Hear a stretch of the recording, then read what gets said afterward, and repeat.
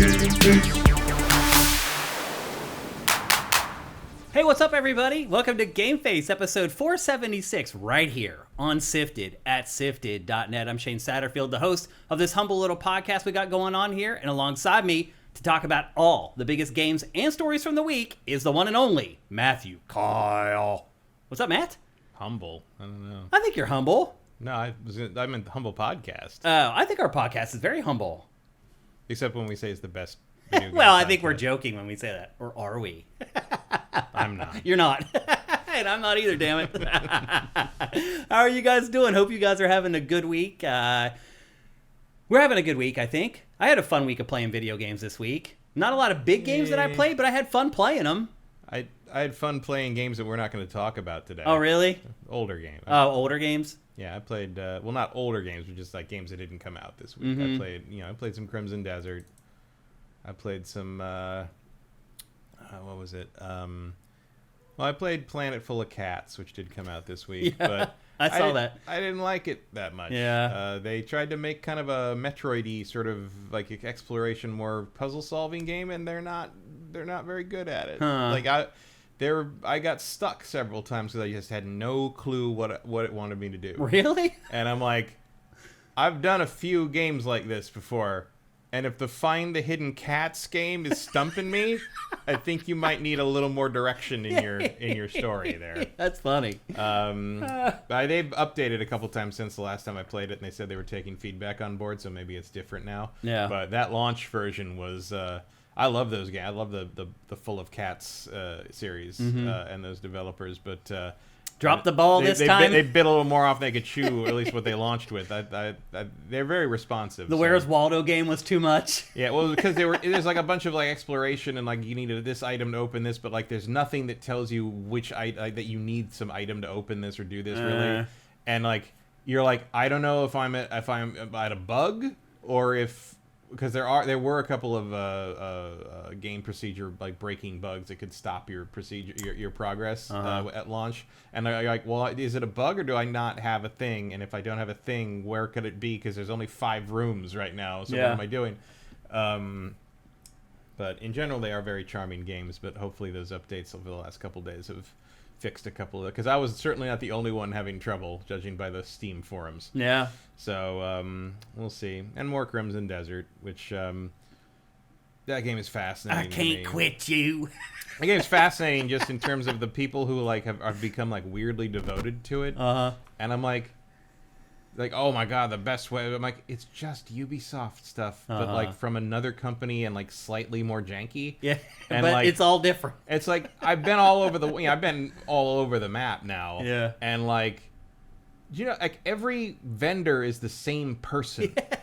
Like they're in different clothes, but every armor vendor is that same troll guy. Every butcher is that same goblin or orc woman. Yeah. Every clothier is that same overly enthusiastic girl in a different outfit, and it's like, how are you trying to fool? If Ubi did this, you'd be fucking complaining about it 5 years later. Like it's just like that's the way it goes. Different standards. Like I'm certainly enjoying most of it, but it is really just like go here with all these NPCs who move a little too slow. Yeah. To be comfortable following behind, so you got to kind of sort of pay attention, and then you fight a bunch of bandits, and then you liberate the thing. And then you go do a bunch of like other like menial tasks that were with the other Greymanes that require you to ride very slowly behind them for like 10 fucking minutes. And then you get where they're going and they go, oh, I just remembered I gotta go do this other thing. You do this by yourself, and they leave. And you're like, what? Like, I'm not kidding. I've been through like no joke, 37 Greymane quests, and at least half of them are that. Really? Just follow the guy, long conversation you can't skip through, you don't care about. You get there and the character's like, oh, I gotta do this other thing. You go, and they just leave. And then like you go do the thing, and you have to go talk to them back at camp, and like at no point is Cliff just like, the fuck did you go? Like, like I went out there. We were doing something here. You said you needed my help to go fucking cut some trees down, and then you just left, and I cut some trees down, and here's your goddamn lumber, asshole. Like it's just Cliff needs a little more attitude on him. Is what I'm saying. Yep. Well, I had a good week. playing a bunch of games. We're going to talk about them on today's show. We're going to talk about, let's see what games we got in today's show. Samson, which is a GTA clone, kinda. We're going to talk about that. We're going to talk about Pokemon Champions and Pokemon Home. And let me tell you, I got a story for that one for you. I also played Kiln, which is Double Fine's weird pottery MOBA this week. We're going to talk about that. But really, some of the top stories this week are just kind of topical, not around games. And I know some people really kind of enjoy that side of GameFace. And if you do, this is going to be a great episode for you because we have some banger topics. In fact, like the first 3 topics aren't related to games that we played this week. So we have a big episode for you guys. This week, I don't know if you guys checked it out or not, but I watched Coachella like all weekend long. Matt, they have 7 stages of live streams now. Mm-hmm. They now show every stage at Coachella live the whole time. If only San Diego Comic-Con would learn something. Seriously. It's insane what they do. Like the production just for that. And now they have like crazy drone cameras that fly all over the crowds. It's crazy. The production's nuts. Also, the show, the lineup was great this year. Like if I had seen it, this was the first year that I gave up. I didn't even look at the lineup for Coachella. Because the last like 6 years, it had just all been targeted to like teeny boppers, basically. Like pop artists I don't really know or whatever. If I had looked this year, I would have gone. I did not until like 2 days before it did happen. I was like, crap, why did I go? The lineup is awesome. And if you did miss it this weekend, weekend 2 is coming this weekend. So just go to Coachella's YouTube channel on YouTube and all 7 streams are there. And the lineup is incredible. My favorites were The Strokes. They were great. But I will admit that like literally 80% of their set was their first album, which is really amazing. It's one of the best indie albums ever released, I think. Is This It?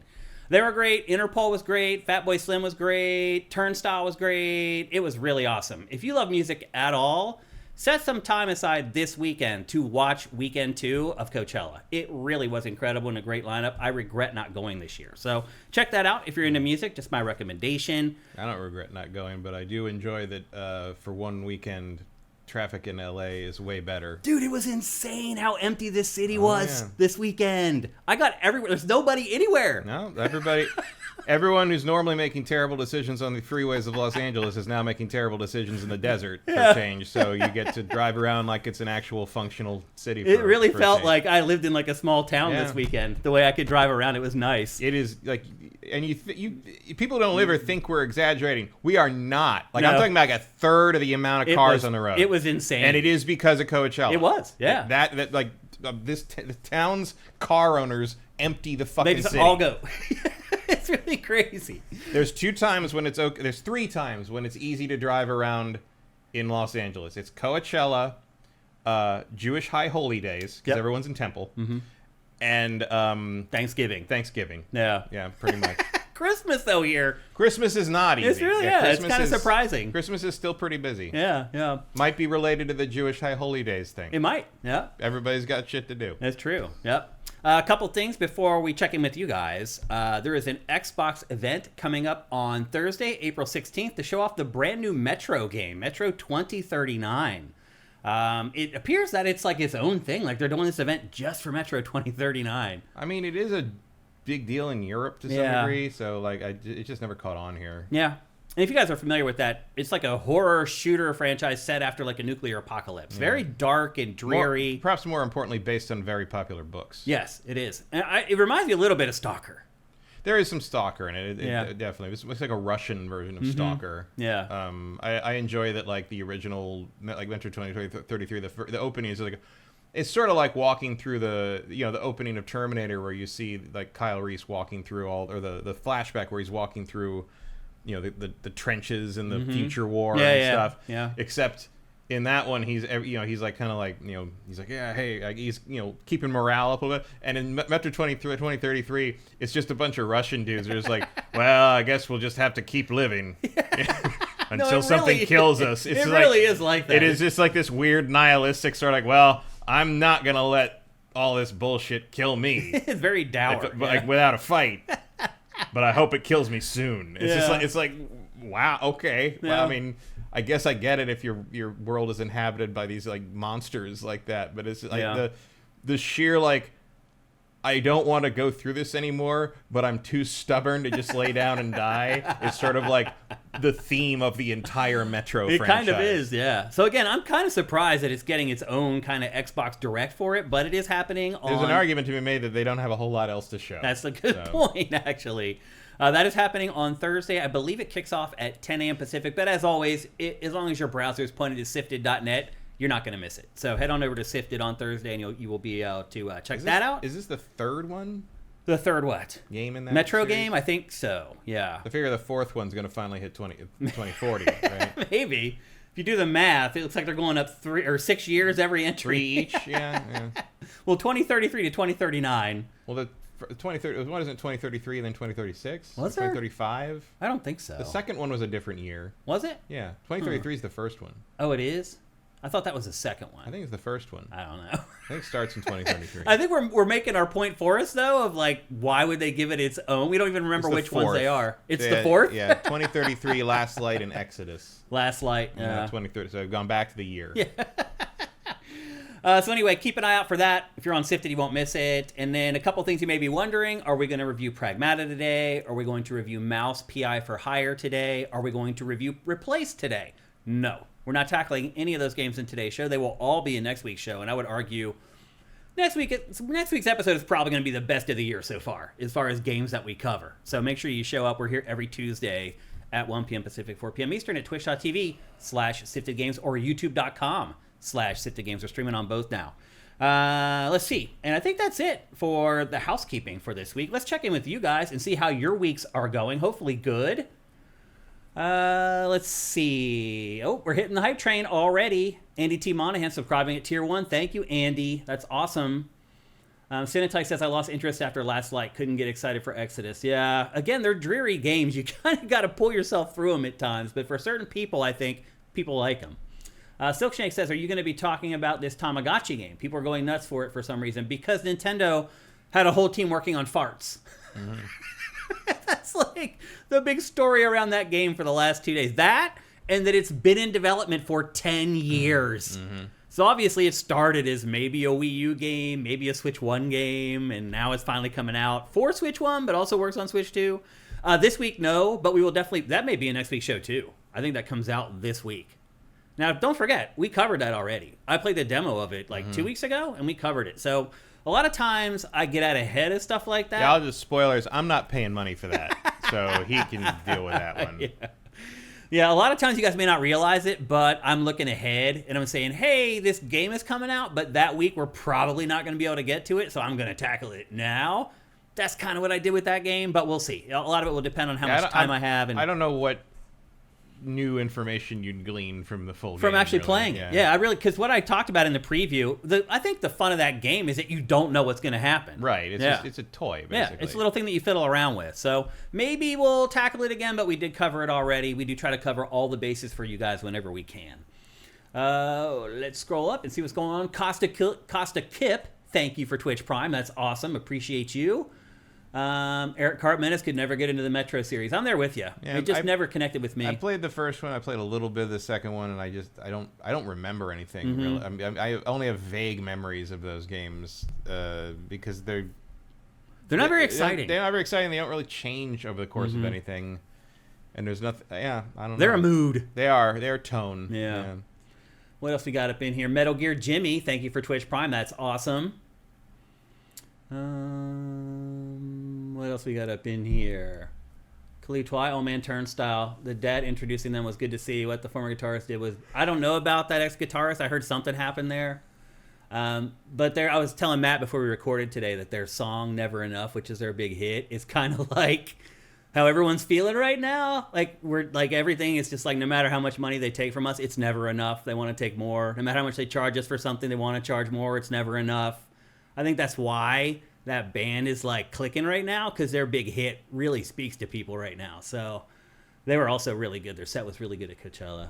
Silk Snake asks, is Coachella like Download or Tea in the Park in the UK? It's the first festival of the festival season, which I hate saying, but it's like the first big festival every year that kicks everything off for all the other festivals. So why a lot of people look at Coachella first is because it tells them what bands are going to be touring over the next like 3 or 4 months. So if they want to see them on their own, they can start looking for tickets, or they can figure out if they want to go to a festival like you mentioned, like the Download Festival or Tea in the Park, like you said.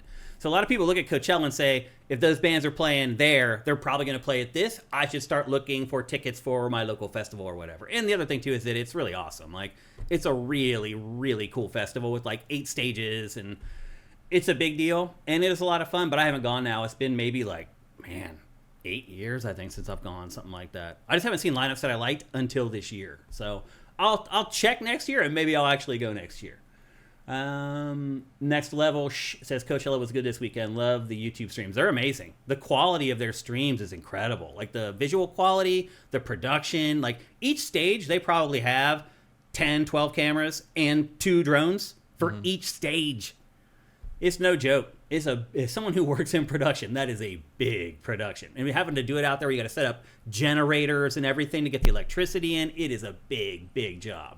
Yeah, it's in the middle of nowhere. Yep. Oh, Khalib Twalai brought up something that I forgot. Yes, 9 Inch Noise was freaking great. So 9 Inch Nails performed with this other group called Boys Noise, which I also like.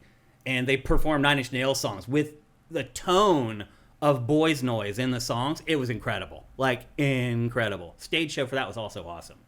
I think they have something coming out in like a week or something from 9 Inch Noise, if I remember correctly, but I could be wrong. What else we got up in here? Silk Snake, the Ubisoft hate is ridiculous. There are far worse companies that get a pass. That is true, Silk Snake. Zet Saber says, I believe it is. I wish I could quit you. You're right. I did butcher the quote. I'm sorry. What else we got up in here? Cinetike, thank you for Twitch Prime. That's awesome, man. Good to see you. Always see you on the site. Great part of our community. Too Quick Capri, thank you for Twitch Prime. Justin Horman subscribing at tier 3. Thank you, Justin. Hope you're doing good, man. Mr. Jack 535, thank you for Twitch Prime. What else we got up in here? TSM, the odd one, thank you for Twitch Prime. And I think that's it for today. Yep, we're getting in towards the middle of the month, so a lot of you guys have already done it. Oh, here's some. Not Cirque, thank you. David5807, thank you. See if I missed any others in here. Yeah, I think that's it. No, there's Andy. Okay. Thanks, but don't make me blush. Oh, come on, Cinetike. Let's check in at YouTube very quickly. It looks like they're having issues with the audio at first. Bachby, thoughts on the Moore's Law video suggesting PS6 will cost $700? Nonsense. Yeah, I think Moore's Law is not a thing anymore. Like yeah. That has broken down at this point. Well, that's a YouTube channel. Moore's Law is dead. Oh, okay. Yeah, and he's like, somehow in the last like 5 months, he's turned into like the source of both the Project Helix and the PlayStation 6. I don't know if he has some insider working at the plants or something, but he seems to get the scoop on what's actually going into these things before everybody else. In his latest video, he goes over all 3 of the PlayStation 6 options, because there's going to be the handheld we talked about in last week's GameFace, and then they're going to do the Xbox thing, where there's a weaker version of PlayStation 6, like the Series S, and then the full-on PlayStation 6. And he's saying the full-on PlayStation 6 is going to cost $700, and So the full PlayStation 6 is going to cost less than the Pro? Right. That doesn't make any sense. It doesn't at all. But component costs do not drop that fast. He's talking about how unless Sony decides to just take a huge loss on all of this. He dives way into it. So he goes into like the manufacturing process and tries to figure out like how many wafers they can get from each sheet, and then he does all the math around that. And anyway, I'll say this, he goes deeper than I ever do on that stuff, but $700 for the PlayStation 6 sounds a whole lot of wishful thinking to me. So we'll see. I hope he's right. I think he'll be lucky if the handheld's that much. Right. Or if the S version, so then what happens? They drop the price of the PS5 stuff? Because now it's more expensive than the PlayStation 6. I don't know. You can buy a PS5 vanilla for $50 less than the PS6. Like, I know. What is that? I mean, the price adjustments like that simply don't happen anymore. I know. in any field. You're right. They don't. Next to Twa dropping gift subs on our chat. Thank you. That is awesome. Thank you. That's incredible. Chat, you should thank Next to Twa. She's hooking you up. That's awesome. So yeah, I think $700 for the. We can't see the chat. There we go. I mean, it's kind of sad at this point that we're kind of happy that the PlayStation 6 might be $700, Matt. I mean, I'm not happy about that. I'm not either. It's bullshit. But our chat is like, hey, like that's not so bad, right? Like we've been conditioned now to think that $700 for a console is. Well, it's not. We're not conditioned on that. $700 is simply not worth what it used to be worth. Yeah, that's true. Remember, 6 years ago, $630 was the equivalent of $500 then. Like money is not worth what it was half a decade ago. Like literally, the U.S. dollar is worth way less right now than it was even a year ago. Oh. Good old Windows. Yeah, we need more time before the weird. Gotta love Windows and Microsoft. So anyway, yeah, I think that's wishful thinking.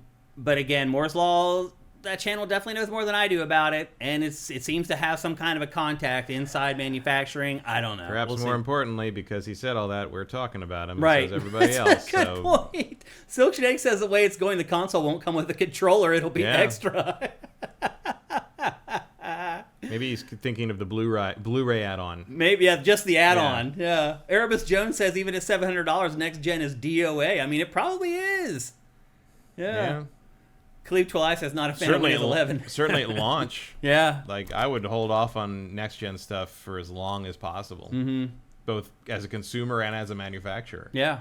Yeah. Like, I don't see what you gain by launching a new console in the next 3 to 4 years. He's also suggesting that the PlayStation 6 will come out in like 2028. I don't understand why you do that. Also seems like a lot of wishful thinking. Yeah. Again, a lot of things could change in November. Like if the elections go the way people are thinking right now. But again, you can't plan as though everything's going to go well magically. That's a really stupid thing to do, is to count on that happening. And I know Sony doesn't make the best decisions, but they usually don't make really rash decisions like that with hardware. Again, even if things start to marginally improve in terms of inflation and tariffs and all that, I do not understand what you think you get by launching a new system in the next 3 to 4 years. Yeah. Like, what do you need from a new system that you can't do on the current one?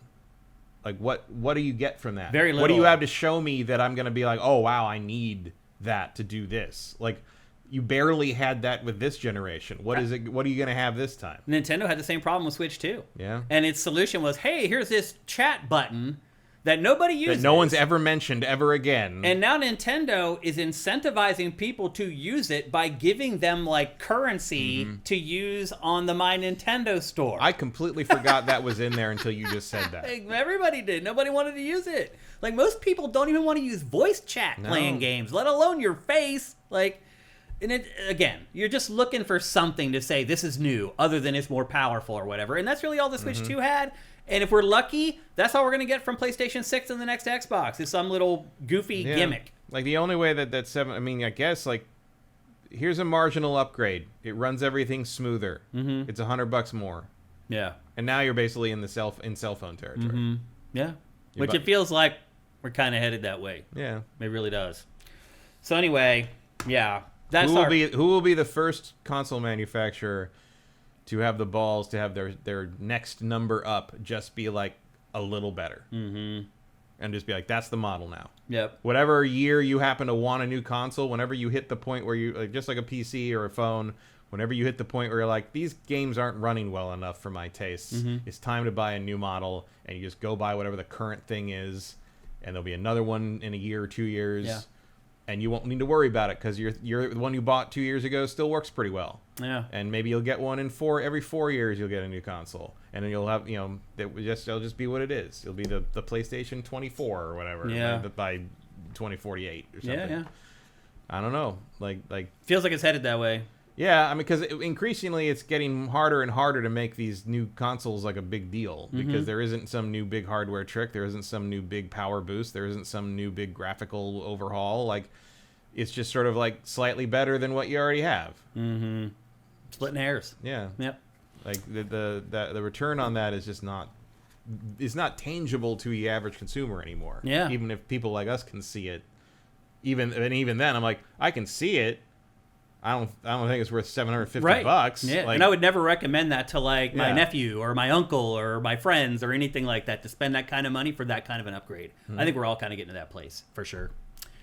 All right, well, welcome to GameFace episode 476. Just a reminder that we're supported pretty much 100% at patreon.com/SIFTD. That's SIFTD. We're also supported pretty significantly on YouTube. Become a member on YouTube, and you get all our content early with our patrons. Same deal. It's a slightly better deal if you go over to our Patreon as far as the content that you get per dollar, but they're pretty close. And if you want to stay on YouTube, it's totally cool to become a member there. If you can't do either of those things, that's totally fine. You can help us out with Twitch Prime. If you're watching on YouTube, go down below. There's step-by-step instructions on how to hook up your accounts. You can give us a free $2.50 every month.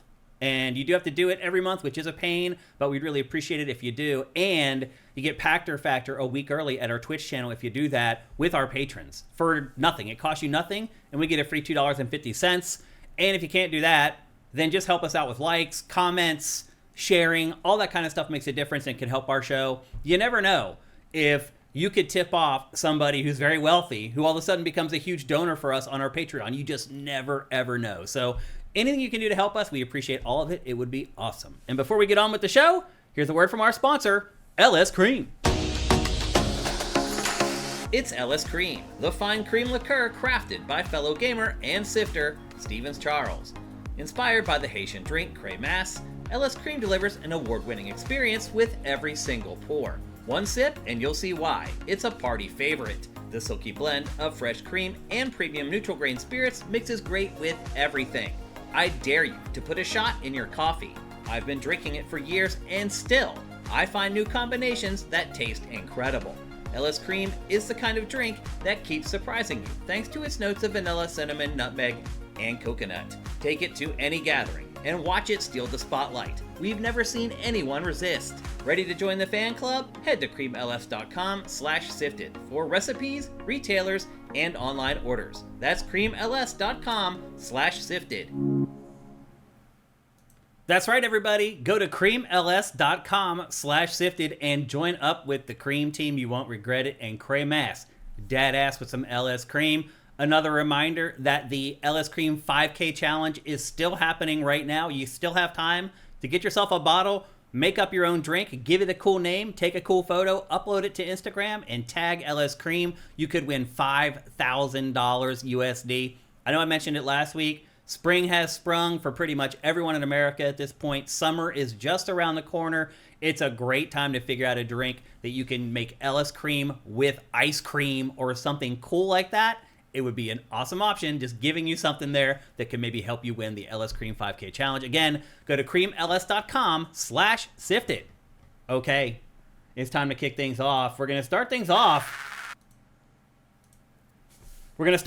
with a general topic around Xbox, because literally like 5 gigantic things happened in the Xbox camp this week, and none of them were small. So we're going to talk about all of them. We're going to round them up into one category, one topic, instead of sort of littering them out through the rundown of the entire show. We're going to talk about all of it. Matt, the first one, and probably the biggest one, is that Jez Corden from Windows Central is reporting that Call of Duty is going to be removed from Game Pass. Matt, what percentage of Game Pass subscribers would you venture to guess are there mostly because of Call of Duty? I have no idea. Yeah, it's really hard to tell, right? I don't remember if there was any kind of jump in them when they got Call of Duty. Because we don't get the numbers. Yeah. Like, it's hard to know. All we know is that it's gone down far enough that Game Pass is in trouble. So we don't know if Call of Duty really gave it a bump or not. But I think, obviously, Matt, one thing we do know is that it was not a big enough bump to make the business model profitable and sustainable. Well, also, I think no matter what, you're going to make more money selling copies of this game rather than selling subscriptions to Game Pass. You think so? I think so. Especially if they're only, I don't know. If you're only subscribing to play this game, especially the price doesn't make any sense anymore. Mm-hmm. Like, you might as well just buy it. Mm-hmm. Yeah, because if it's $30 a month, in 2 months you've paid for Call of Duty. Mostly, you have an. And at least if you buy it, you just own it. Yeah. Because, the other fear, obviously most people buy Call of Duty for multiplayer. They don't buy it for the campaign, because the campaign lasts 5 hours. So if you're going to buy it for multiplayer, why would you ever go to Game Pass for it? Because in 2 months, and most people who play Call of Duty multiplayer, they play it pretty much year-round. They may start to wane towards the middle or the end of the year when the next one's about to come out. But for the most part, people who like Call of Duty, they play it all year long. So it's it's hard for them to rationalize getting it on Game Pass. So, and if you realize that's the bulk of the people who buy Call of Duty, you can see why maybe it did not give Game Pass all that big of a bump. Yeah, I mean, I would imagine if your Call of Duty is just your game, why would you care about Game Pass? Yeah. Like, it's not that much of a price difference. You feel like you've lost some control over the game you like to play, and you don't care about the other stuff you get from it. And now the price went up. So why would you bother? Here's what I wonder, Matt, is because now when you install Call of Duty, you can install each part individually. You can install the campaign, the multiplayer, the zombies. They're all self-contained pieces of code. So I'm wondering if maybe what they do for maybe this year's game or next year's game is they put the campaign on Game Pass, but they don't put the multiplayer or zombies on Game Pass. Maybe. That might be a compromise. It kind of finds it in the middle. And also, I mean, again, if Microsoft is determined that Call of Duty is not bumping up its Game Pass subscriptions, that's a good way to kind of back out of the whole thing while still saving a little bit of face and make more money in the process. And in the end, they may not care about saving face if they make that much more money in the process. So I do question whether Call of Duty is a big driver for Game Pass, and I'm leaning towards it not being a big driver for Game Pass. I don't think it is. I mean, it's just, especially because, like, there just aren't, the majority of Call of Duty players are on PlayStation. Game Pass is not relevant there. And it's probably, better to just sell copies of it. Yeah. I thought the time was coming anyway. For Yeah. that. I mean, it was, you got to leverage this thing you paid obscene amounts of money for somehow. And if it's not working for the subscription service, you might as well sell actual copies of it. I also don't believe that it was convincing PlayStation 5 owners or PlayStation 4 owners to get an Xbox and then subscribe to Game Pass. I mean, the only way to do that would be to just get Call of Duty off PlayStation. It's like you want to play Call of Duty, you got to own an Xbox. But they didn't do that. Maybe they couldn't have, and possibly that would have been not allowed by the FCC. Yeah. But like, that would be the general reason to do that, I guess. Yeah. They're still making money from sales of it to PlayStation owners one way or the other, but kind of depended whether they valued the console sales, and I think the warm up to no longer caring about whether you own Xbox hardware was already in play by the time they were finalizing the Activision deal anyway. So this is where you end up. Do you think there's any chance that with the next Xbox that people just forget about this whole generation and they're just like, hey, it's Xbox again, and I can just buy an Xbox and I can buy all the games again like I used to? No. It's hard to put the toothpaste back in the tube. I don't think Xbox has any kind of cachet in that regard anymore. Yeah, it doesn't feel like that's what even people look at Xbox for anymore. Because the reason I ask is because we put up an episode of Pactor Factor recently on our YouTube channel that kind of talks about how it just assumes that people aren't going to buy an Xbox anymore. So the question for the episode was like, hey, what's going to happen to our digital libraries on Xbox now that people don't own Xboxes anymore? And half of the responses were people saying, what do you mean? They're making another Xbox. Like, they didn't get it. They didn't realize that for most people, the Xbox is not even a viable choice any longer. And they were like, wait, this is crazy. They already said 1 million times they're putting out the Project Helix. You guys are dumb. You don't even know that Project Helix is in development. It's like, no, you're not getting it. Like, Project Helix is irrelevant, bro. Like, yeah, but also it does indicate that your library will continue to exist because there's going to be another console. Well, it will, but you would have to buy Helix to accessing your console, or buy an old Series S, I guess. You just keep your old Xbox. Yeah, or buy an old Series S or something. Or play it on PC. Yeah. Like, most of that is cross-compatible, except for the older stuff.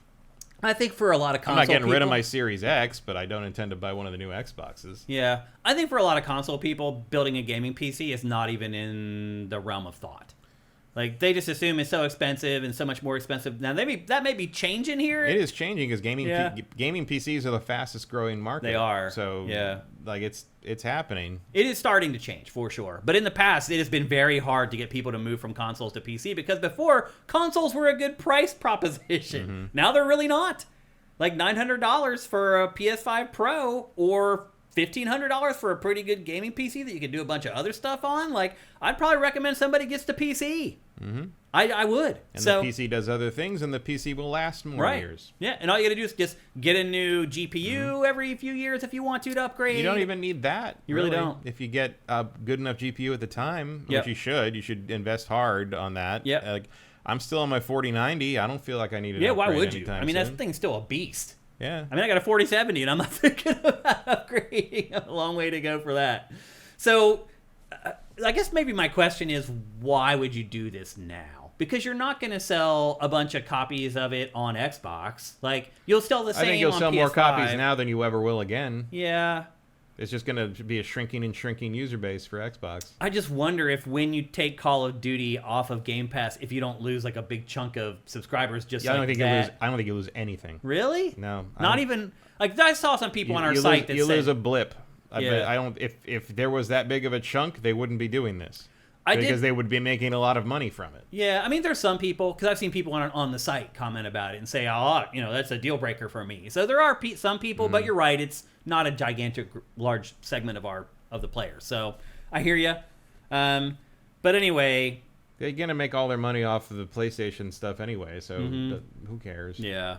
I just don't understand what the upside is at all for taking it off Game Pass. They make more money.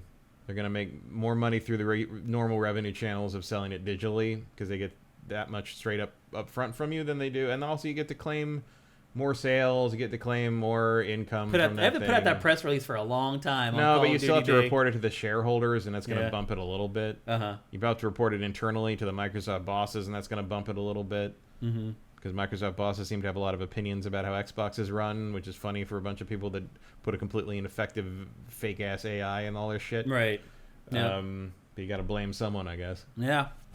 So that's one of the big stories from Xbox. We got 3 more. It has been a big week for Xbox. Next up, Asha Sharma, the new head of Xbox who replaced Phil Spencer, and it seems like she replaced Phil Spencer and Sarah Bond. It appears like Yeah, they don't seem to have picked a successor for Bond yet. it seems like they got a 2-for-1 deal with Asha there.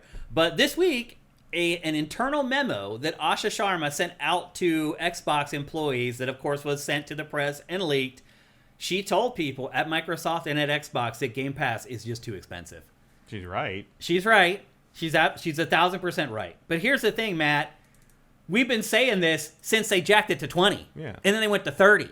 So people have been saying this for a long time, not just us, but people everywhere. And despite that, Microsoft forced the prior leadership to jack up the price of Game Pass so that they had that profit margin that they wanted. So they jack up the price to $30. So now that Asha comes in, she can say to those same people who forced Phil Spencer to jack up the price of it, no, we need to bring the price back down, and they're going to let her? Well, I don't know if they're going to let her, but she can say it. Right. I mean, that's my question. Do you think it's really going to happen? Because if the higher-ups at Microsoft mandated that to Phil Spencer, why would they be like, okay, Asha, we're going to change it for you? Because Like, Asha has more clout than he ever did. why would you think that? I don't think that is true. Why? Because she was part of the AI thing. Yeah. And that gives you clout. That's their in big that gives you investment clout right in modern now. business. Yeah. Like, she's come in to save the thing because she was running. Even though the AI division, I don't think delivered in any real way At all. It doesn't matter because They're now removing Copilot Yeah. from everything. I mean, yeah. I'm not saying it makes any sense. I'm Yeah. just saying this is. But you can't admit a mistake. You can't admit that like this thing you just had billions of investment in was a dead end. Mm-hmm. So you have to keep pretending that she's like, one of the, she's. You have to keep pretending that division is really important and really successful, and that means she has clout. And if she didn't think she could pull that off, she wouldn't be sending that memo out. Right. Yeah. So- somewhere along the way, she got the tip that it's like, And that may tie into the Call of Duty thing, because what might be a really good way to justify internally that you're dropping the price of Game Pass? You're taking than Call to of say Duty that off. Call of Duty's not on anymore. It's not worth that. that's a much good anymore. point. That gives her an out with her Yeah. with management. Whether She could it be adds, like, well, we'll say we're taking Call of Duty off, so it's not worth that Yeah. anymore. That gives us an out, so we don't look like fools for we don't jacking look like up we the did some stupid price. jacking the price thing up. We can justify to the internal and the shareholders that we're lowering the price because everybody has to still pay the difference to buy Call of Duty now. Yeah. Like, that's probably your best option there. If you're Phil Spencer, I mean, this mostly just it has to indicate that she came in, looked at the numbers, and was just like, what the fuck happened to the Game Pass subscriptions at this point. And it's like, oh, you jacked the price of this obscene number. Yeah. So we got to fix that. That would be my guess on what happened there. If you're Phil Spencer and that happens, how mad would you be? That Man, you were forced to do something that you didn't want to do? If I were Phil Spencer, I guess I'd just go cry on my hundreds of millions of dollars and try to not think about it. Yeah. I do think he's more than that, though. I don't think he's just like a money-grubbing guy. Like, no, but I mean, who gives it? I mean, it's not like it was his fault. Like, I don't think he made that decision. I think that I don't think anybody holds him responsible for it either, honestly. So if I were Phil Spencer, I wouldn't feel bad about that. Like, you were at the mercy of a bunch of dumbass corporate overlords. What can you do? I just saw a video of him. Somebody just ran into him and Asha Sharma at GDC. No one in the mainstream press interviewed them at GDC. Some random fan saw them walking down a hallway and just said, yo, stop. And they stopped and talked to this guy. Phil's name tag said Asha Sharma's assistant on it. I mean, at least he has a sense of humor about it. And he was there with her. Bond does not seem to have as much of a sense of humor. The funny part was the person started interviewing him, and he said, hey, Asha's here. She's in charge. Yeah. And he's like, oh, hey. Like, oh. And she's like, why interviewing yesterday's news, son? It's really funny. In a similar vein, I don't know if you can find, I don't remember what podcast it was, but Snoop Dogg was on some podcast complaining about like being cornered by some like podcaster, interviewer, influencer guy. I kept asking him a bunch of questions about like the Jay-Z Super Bowl thing. And apparently it was some white kid, and Snoop does an impression of him. And it is the most amazing, like, white guy impression I've ever heard. Like, you will not believe this voice is coming out of Snoop Dogg. It's very, very funny. And, like, he's like, this guy followed me around this whole time asking me all these stupid questions. It's like, hey, Snoop, what do you think about the... It's just like, I don't hear remember. That from Snoop is funny. I mean, it's literally... And, like, it's like, it's so good. Like, it's such a... Like, you can envision the guy who was harassed. Like, you're like, oh, yeah, I totally know who that was, who was doing that to him. That's Bill. Yeah, very much Bill. Kevin, for God's sake, stop bothering Snoop. I don't remember what podcast it was on, but I saw it on Instagram Reels. You remember, send it to me, text it to me or something. I saw it on Instagram Reels, and it's like, you will not believe Snoop's like annoying white guy influencer voice, and it was like, no, you're right, I did not know that sound could come out of Snoop. So, do you think Game Pass's price is going to go down? Yeah, probably. I do too. I mean, if she's sending that out, it's because they're paving the way for something. Because otherwise, why would you? I mean, it would look pretty stupid if you're like the new boss and you send out, hey, we should do this thing, and then like, no, it's crickets. It's like, my guess. Like, is... I mean, it's not like people haven't done that in the past, but I'm just saying that when you're dealing with this kind of level of corporate power, hopefully everybody involved knows better than that. Yeah. I think what they're going to do, I don't think they're going to just keep the same tiers and make them cheaper. I think they're going to rip up... Yeah, they'll revamp the whole thing. Yeah, they'll rip up everything that they did when they announced the $30 price point, and they'll rename all the tiers and change things in them so it doesn't feel like they're just lowering the price. Yeah, they'll rearrange it so, like, I mean, they're basically going to do a cup and ball game where they're like, oh, follow the tier you're on, figure out where your subscription is now. Oh, you got to resubscribe. Yep, so it looks like changes are coming to Game Pass. Rogerty's saying, why did you choose to change the way you sit in front of the camera? Because we just did. We just don't want the show to be the same all the time.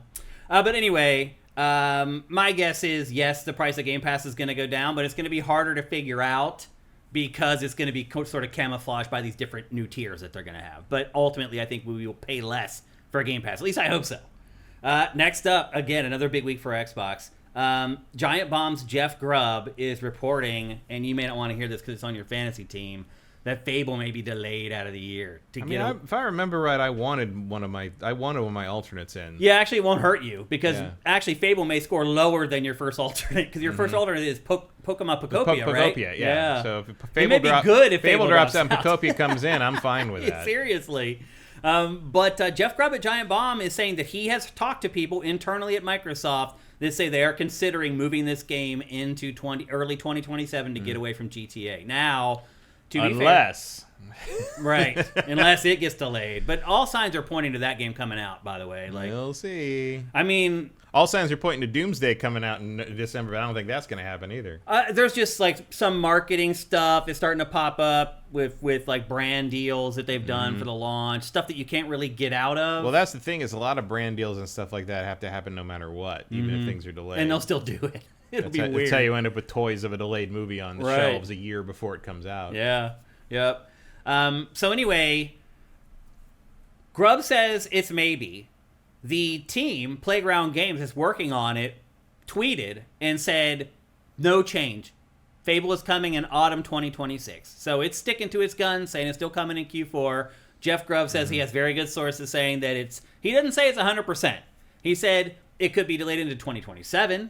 It could be delayed, but still make 2026. It's got a lot of room to be delayed and stay in 2026. It does, yeah. Yeah. So August is a lot earlier than I thought it was going to be. Yeah, a lot of people have been saying, well, this is the big anniversary for Xbox, the 25th anniversary, and they want all their big tentpole franchises to come out this year. And as of right now, it's looking like Halo. And I suppose you could call this one of those, even though they haven't put one out in 12, Halo, 15 years. Gears, Forza, Fable. We're going right back to that old rotation for this year. So a lot of people are saying like they'd be surprised if Fable gets delayed out of the year because people associate it with the anniversary, but we'll see. So bottom line is you might want to just put it on your radar, and if you are in a fantasy league, if you're on our fantasy challenge and you picked Fable, you might want to start sweating it a little bit. But I don't know. This could just be Grubb talking to one person who talked to one other person, and who knows. So, but he's pretty good about reporting stuff. Like, he usually does his due diligence and doesn't just all willy-nilly say stuff. So we'll see ultimately, but as of right now, it looks like Fable could maybe not make it in 2026. It looks like it's about 50-50. And then the final stuff that we're going to talk about for this Xbox topic is mostly to do with Bethesda. So a buddy of Matt and I's who worked at Bethesda for 20, 30 years, Pete Hines, great dude, awesome. You know him too because he used to host their E3 press conferences. He was the guy that was up on stage with kind of the salt and pepper hair. He left shortly after the acquisition, after Microsoft acquired Bethesda. And when he left, like, he was very quiet about it and was just like, oh, I'm ready to get on with my life's work, blah, blah, blah. I'm assuming you're friends with him on Facebook too. And he's there posting like every day. So he's very open like after he left and was like, oh, I'm taking vacation for 3 months and blah, blah, blah. Well, now he's back and he's getting bored. And so he's starting to talk to people. And he said this week that I want to get this quote correct. He said that Bethesda is part of something that is not authentic or genuine. And then he went on to elaborate. He was on a podcast. He went on to say that everything that Microsoft and Xbox said to Bethesda before they were purchased to get them to go along with the purchase, none of it happened. And once they got there and the purchase was done, people were like, I don't know what you're talking about. You're here now, and that's it. And he was like, that's not it. Like, that wasn't a part of the deal. And the deal was done. So there's nothing he could do, so he left. Like, he left. So you get that shit in writing. He left in protest of what was going on there, which I didn't think was happening. I just figured, like, he's like, oh, I'm a Bethesda guy. Like, I made it for the transition. I got our employees through the transition with Xbox. My work here is done. I can leave and retire. Maybe I work somewhere else. Maybe I don't because I don't really need to. But no, that is not what happened at all. He feels like Microsoft and Xbox really screwed over. He said the thing that bothered him the most was how Xbox was allowing some of its first-party developers to release their games on every platform, and they would not let Bethesda release Starfield on multiple platforms. And he said that was really what pissed off people at Bethesda. They're like, wait a minute, like, why do these other people get to sell their games on every platform, and we have to sell to one, and to Game Pass? And so he said that was a big point of contention that was something that wasn't supposed to happen before they got there. Once they got there, it did. So it looks like the whole acquisition of Bethesda by Microsoft and Xbox has not been good or smooth. By the same token, I can see why Microsoft would get a little antsy after the first output they get after they buy you is Redfall. Right. But also, like, okay, you didn't get to put Starfield on everything. You were barely ready to put Starfield on one thing when it came out, and now you finally put it on PlayStation, and it's a disaster. That's the next topic. So what? it's a whole bunch of issues with Bethesda. I mean, to the point that, like, does anyone trust this company to make Elder Scrolls 6 now? Bethesda, you mean? Do you really think we're going to get a Skyrim quality thing? I think Todd Howard being there makes me feel a little bit better. A little bit. If he weren't there, hell no. No, but also, like, he was there for Starfield. He was, yeah. And he's been making some comments about Starfield lately, too, like trying to intimate to people, like, you should like this as much as Skyrim. Like, you guys just haven't really got it, basically. No, I got it. Yeah. And also, dude, I kind of do like the Star Wars mod as much as Skyrim. Mm-hmm. It ain't... It was your words that made me not like it ain't the game. It ain't the structure. It's Starfield. Uh-huh. Starfield. Yeah. I mean, it helps that you've sort of, like, smoothed over the transitions through, like, it's all a little more seamless. Yeah. But it's, again, just the tweaked rewrites of the characters in the game, in the normal quest of the game to be Star Wars characters, immensely improves the experience. A big part of the problem of Starfield is that the entire world and everyone in it is incredibly boring. Mm-hmm. And I don't care about any of them. I can't even remember any of their fucking names. And I hardly remember any of them. No. I know. I remember the annoying kid that the cowboy guy insisted had to be on my ship if he was in my party, which meant that he was not in my party. Yeah. If you want your kid to be in the party, let him grow up. Teach the kid more knock-knock jokes instead of the same one they keep repeating over and over again. And 2, this is a big ship. You can put the kid somewhere I can't hear it. Yeah. Put it downstairs where I can't overhear the witty, snappy banter anymore. And then I'll get up from the cockpit. I'm like, the kid is downstairs. How can I hear it? It's like they're in my ear. It's like, are you on the intercom telling your fucking pun joke? Stop it. Stop it. Also, I know you just stole that from Ellie in The Last of Us 1, and she was funnier. So stop it. I don't think that, and even then with the launch and the big update and the DLC, and Todd's out here being like, don't think of this as Starfield 2.0. We're not revamping the game into essentially something interesting. Mm-hmm. You know, we're just adding more of what Starfield already is. And sure enough, like I think the DLC for that is like 7 or 8 new quests, and like over half of them are Radiant quests. They're not even like narrative. Yeah. And it's like, what is this? What is this? Yeah. Like, even compared just to the DLC from Oblivion and Skyrim, like the DLC for those was substantial. Like you got a big chunk of story. Like the Shivering Isles goes on for fucking ever. It Like does. it just doesn't. I mean, to the point that I'm like, can we stop Yeah, now, please? But like, where is the company that made the DLC for Fallout 3 Right. and Skyrim? Like the DLC. I mean, I'm not gonna say Fallout 4 because Fallout 4's DLC kind of blew. Yeah. Like especially the one that was just like a building. Right. I forgot about that. Yeah. Like I'm surprised Starfield hasn't gotten like, hey, here's an expansion that's Seriously. just nothing but building shit. I think that's coming. Probably. That'll come. Yeah, I think that'll happen. Nice thing I can ignore. But you did segue nicely into the last Xbox topic, which is that they put out Starfield, and it is a disaster on PlayStation 5. I mean, to be fair, it's just sort of tradition at this point. That's what Bethesda does. Yeah. It launches buggy games. Skyrim on PlayStation 3 never really got fixed. Right. And people are asking for refunds and all that kind of stuff. Like, I guess the question then becomes is Bethesda poisoning the well for Xbox's games on PlayStation? That would be illegal, and people could end up in jail for that, so I don't think so. No, I mean, like, putting out games that people are like, this is crap, so I don't care about Xbox's other games. If Starfield sucks, why would I care about Fable? Why would I care about these other games? I don't think people really think that way. Yeah. I don't think people really make the connection that this is all coming from Xbox stuff. Yeah. And also, why would, no one I know, even the most casual gamer, would assume, oh, the space game sucks, so I'm not going to buy the driving game. Like, that doesn't really connect. I mean, it doesn't have Nintendo. Yeah. Nintendo puts that stuff people hate, and then it's like, no, I'm still going to buy Mario. Yeah. Like, it doesn't matter. I think their most bulletproof multi-platform release is Forza Horizon 6, without any question. Well, that's not even multi-platform yet. It's not announced. It will be. Yeah, it's not announced for PS5 yet. Right now, it's only for Xbox and PC. But you're right. Probably holidays this year, it'll come out for PlayStation, and it'll do huge numbers for Xbox. But you do wonder if how many mediocre to bad Xbox games come across the wire for PlayStation fans. If they do start tuning out maybe a little bit. I mean, I don't think so. Yeah. Again, I think people very intimately associate this with Bethesda more than Microsoft. Yeah. I mean, and they've known about Bethesda even as PlayStation owners for a long, long time. Oh yeah. I would argue, especially as PlayStation owners, you've known about Bethesda because in the PS3 era, its games were practically unplayable on PlayStation consoles. So yeah, I could see where. Yeah, they definitely remember Bethesda, the PlayStation folks, without a doubt. So it's just kind of discouraging to see what's going on at Bethesda since it was moved over to Microsoft. I have never seen anything like that space combat shot in the in 100, 200 hours of playing that game. Like, we get a lot of that anymore, Matt. Stuff that's in the trailers for games that never makes it into the game.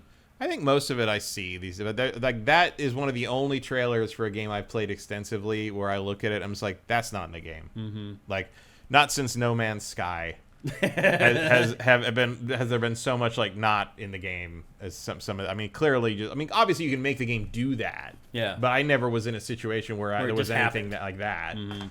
Meanwhile, No Man's Sky added Pokemon. Yeah, which is mind blowing. You can just outright play Pokemon battles in No Man's Sky now, and you still can't repaint the goddamn shit. That's all I want, Sean. I want to repaint my shit for like 8 years. That's freaking crazy. For the 10th anniversary, can I repaint my ugly ass orange shit, please? Let's check in with you guys, see what you guys are thinking about the Xbox situation here. Vincent says that Horizon 6 is announced for PS5. We got some thing. I remember something about how it was 6 months later. Or really? Something. I do not remember that at all. Vincent, where did you see that? I don't think it has a date or anything, but I think it's 6 months later. I mean, we don't have PS5 tagged to the game page on SIFTD because I never saw a confirmation of it. I saw people assuming that it was because it just makes sense. I mean, it's going to happen, of course. But I never saw Microsoft say anything about it specifically. He says it's part of the trailer. That's right. Yeah. Interesting. Okay. So yeah, I guess a 6 month probably is what you're looking at here because that comes out on. We're going to talk about that game later on in the show, by the way. But I think that comes out on May 18th. So it actually works out. If you get a 6 month window, that means November 18th it comes out for PlayStation 5. That seems about perfect. Yeah, that'd be my guess. Rogerty, do you think Sean Murray from Hello Games is similar to Peter Molyneux in terms of overpromising and being enthusiastic? No, I don't think he is. I know they're from the same town. Well, I think he's just saying they overpromise and underdeliver. But ultimately, Sean Murray did deliver, and then some. They did deliver. He over-delivered. Hugely delivered. And also, I think Murray, just sort of froze in the headlights of this game they were making suddenly becoming the most anticipated thing in the industry. I think he just didn't know how to handle it. Peter Molyneux is a salesman. He manipulated it. He manipulates stuff. Also, Molyneux's done that over and over and over through his whole career. Every game he's made. Also how he got into the industry. He lied to Atari about what company they were. His company happened to have a similar name to a database company, and so Atari said, "Come on up and talk to us." And he showed up with a bunch of cans of baked bean a bunch of cans of string beans in his briefcase because he was running an import-export company. And they said Taurus. It was called Taurus. Isn't that where his studio name comes from? 22 cans or whatever? Yeah. No, the 22 cans comes from because it was 22 people and they all can do it. Or something. Okay. It was actually way cheesier. I see. So he just lied to Atari, and they sent them a bunch of dev stations. They had more dev stations than he had employees. And so they just put two in the corners, and they didn't make the database thing, but he did come up with the field that eventually became Populous.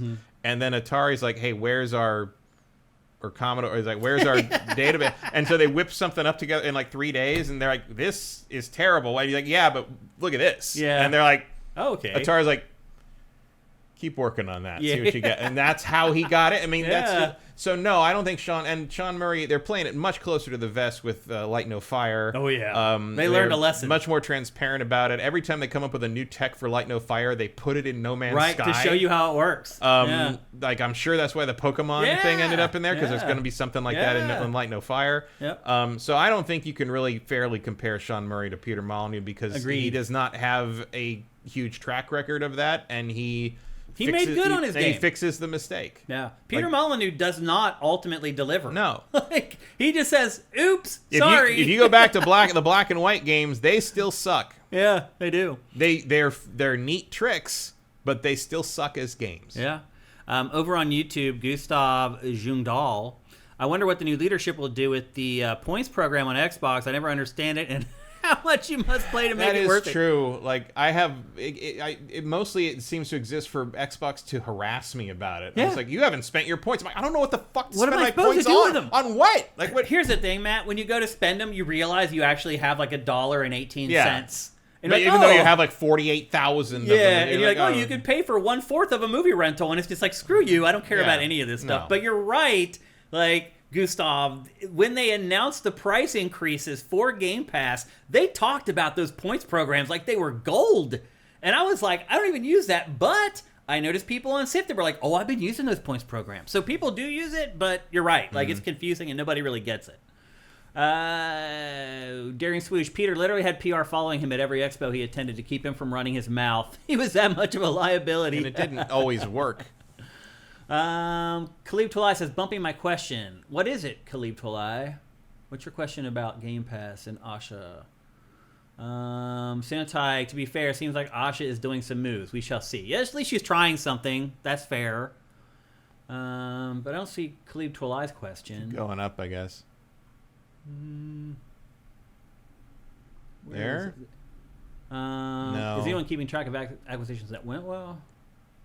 Out of Baldy's Way, thank you for Twitch Prime. I'm glad we scrolled up for that. Khalib, you should have just put your question again in your comment. Yeah, I don't know where your question is, man. Just put it in the chat again so I can just read it. It makes it much easier. But anyway, it's just, right now, it's just a soap opera at Xbox because it's just like kind of fumbling around trying to find its footing and everything. And so it just feels like they're just... Darian Swoosh knows that you can't even use the points for Game Pass subs anymore. Oh, really? I remember you used to be able to do that. That's really stupid. It's like, part that's of it was the like, one thing it's like it it was should work messaging for. me on Xbox, do this thing. It's like, okay, cash, okay, I will. But it's like, well, you got to log into your Microsoft account on the web browser. I'm like, well, I don't remember what my password is for the web browser, so I'll just do it on my... And I go to the web browser, and I can log in there, and it's like, well, what's your thing for Xbox? I'm like, I don't know. Well, you need the Xbox app. I'm like, man, fuck you. Yeah. At a certain point, like, the cross talk just got to the point that I didn't care anymore. Yeah, I agree. Just another reminder, folks, if you want us to read your question on the show, go at SIFTD Games. It makes it easier for us to pull the questions out of the chat roll. Here's Khalib Tulai. Sorry, the question was, is it a coincidence that COD is leaving Game Pass around the same time Asha is talking about Game... Matt said That's that. what I said, He yeah. said that. Matt said that seems odd. Yeah, so we already talked about that. Vincent says, you can pay for Xbox gift cards, but not Game Pass directly. That's freaking great. God forbid we do anything conveniently. Yeah. Devin Danger, is there audio clipping more than usual today? I don't know. Is there? Our levels are the same. I haven't noticed. Our levels are the same as they always are. Usually I see if the audio levels are jumping into the red across the way over there. The I haven't seen TriCaster it. also, once they clip the first time, there's a warning thing that goes up on the top of the TriCaster, and it's not there. So I don't know. I don't know why you're hearing clipping. All right. I think that's it from chat. So yeah, things are crazy in Xbox land, and I think they're going to stay this way, Matt, until they finally announce what they're doing with Project Helix. I think they're trying to figure it out.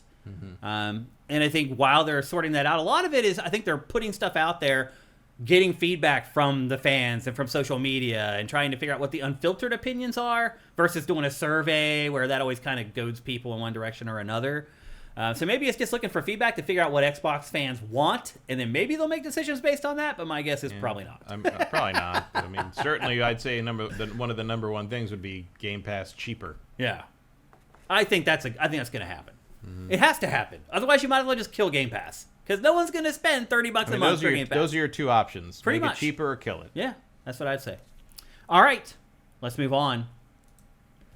Next up, we're going to talk about a story that just dropped into our laps this morning, and that is that right now, Insomniac is working on Marvel's Spider-Man 3. Now, Matt, when I first saw this, I was like, what the hell's going on here? Like, I thought the next game was supposed to be like Fantastic Four or something. No, not according to that roadmap. No, it it's was not. Spider-Man 3. No, you're right. I mean, the next game was supposed to be Venom, which obviously didn't They happen. canceled, I'm assuming. And then Wolverine, and then Spider-Man 3, and then X-Men. Yeah. So you're right. I went back and looked, and in fact, it is. Spider-Man 3 from that leak is scheduled for Q4 of next year. Or 2028, was it? 2028. 2028. Yeah, every 2 years, basically. Yeah. Because X-Men's 2030. Yeah. Right, and then you're right. Then the X-Men was the next 2031. So what are you expecting in Marvel Spider-Man 3? What are you hoping for? Well, I mean, I don't know how much we want to talk about the end of Spider-Man 2. I think it was fair game at this point. Yeah, but it basically sets up as it was kind of handing a lot of the torch over to Miles, and I think the idea that was the DLC was supposed to deal with him more and multiverse stuff. I think that was the plan, because there was a lot of hints in the game that he was going to start having to deal with alternate versions of things, and maybe Spider-Gwen, and that's where your bread is buttered, because those movies are very popular. But then none of that ever happened. So you end Spider-Man 2 with sort of Miles taking the full mantle more, and Peter sort of being in semi-retirement with Mary Jane in the suburbs, and kind of see where you go from there. I'm not sure what you do. I mean, you have to do Green Goblin. I mean, is it gonna be? It's gonna be Miles, right? I mean, it's gonna be his. I mean, game I think you're gonna start with Miles, and Peter's gonna have to come out of semi-retirement to fight, help him or fight save Norman, him, yeah. because it has to be Green Goblin, right? Yeah, like there's you've been building to Green Goblin for three games. Three games now. Yeah. And I thought that's where they were gonna go with that, but instead they made Harry Venom, and they've been hinting at Green Goblin since the first game, so it has to be Green Goblin as the main bad guy.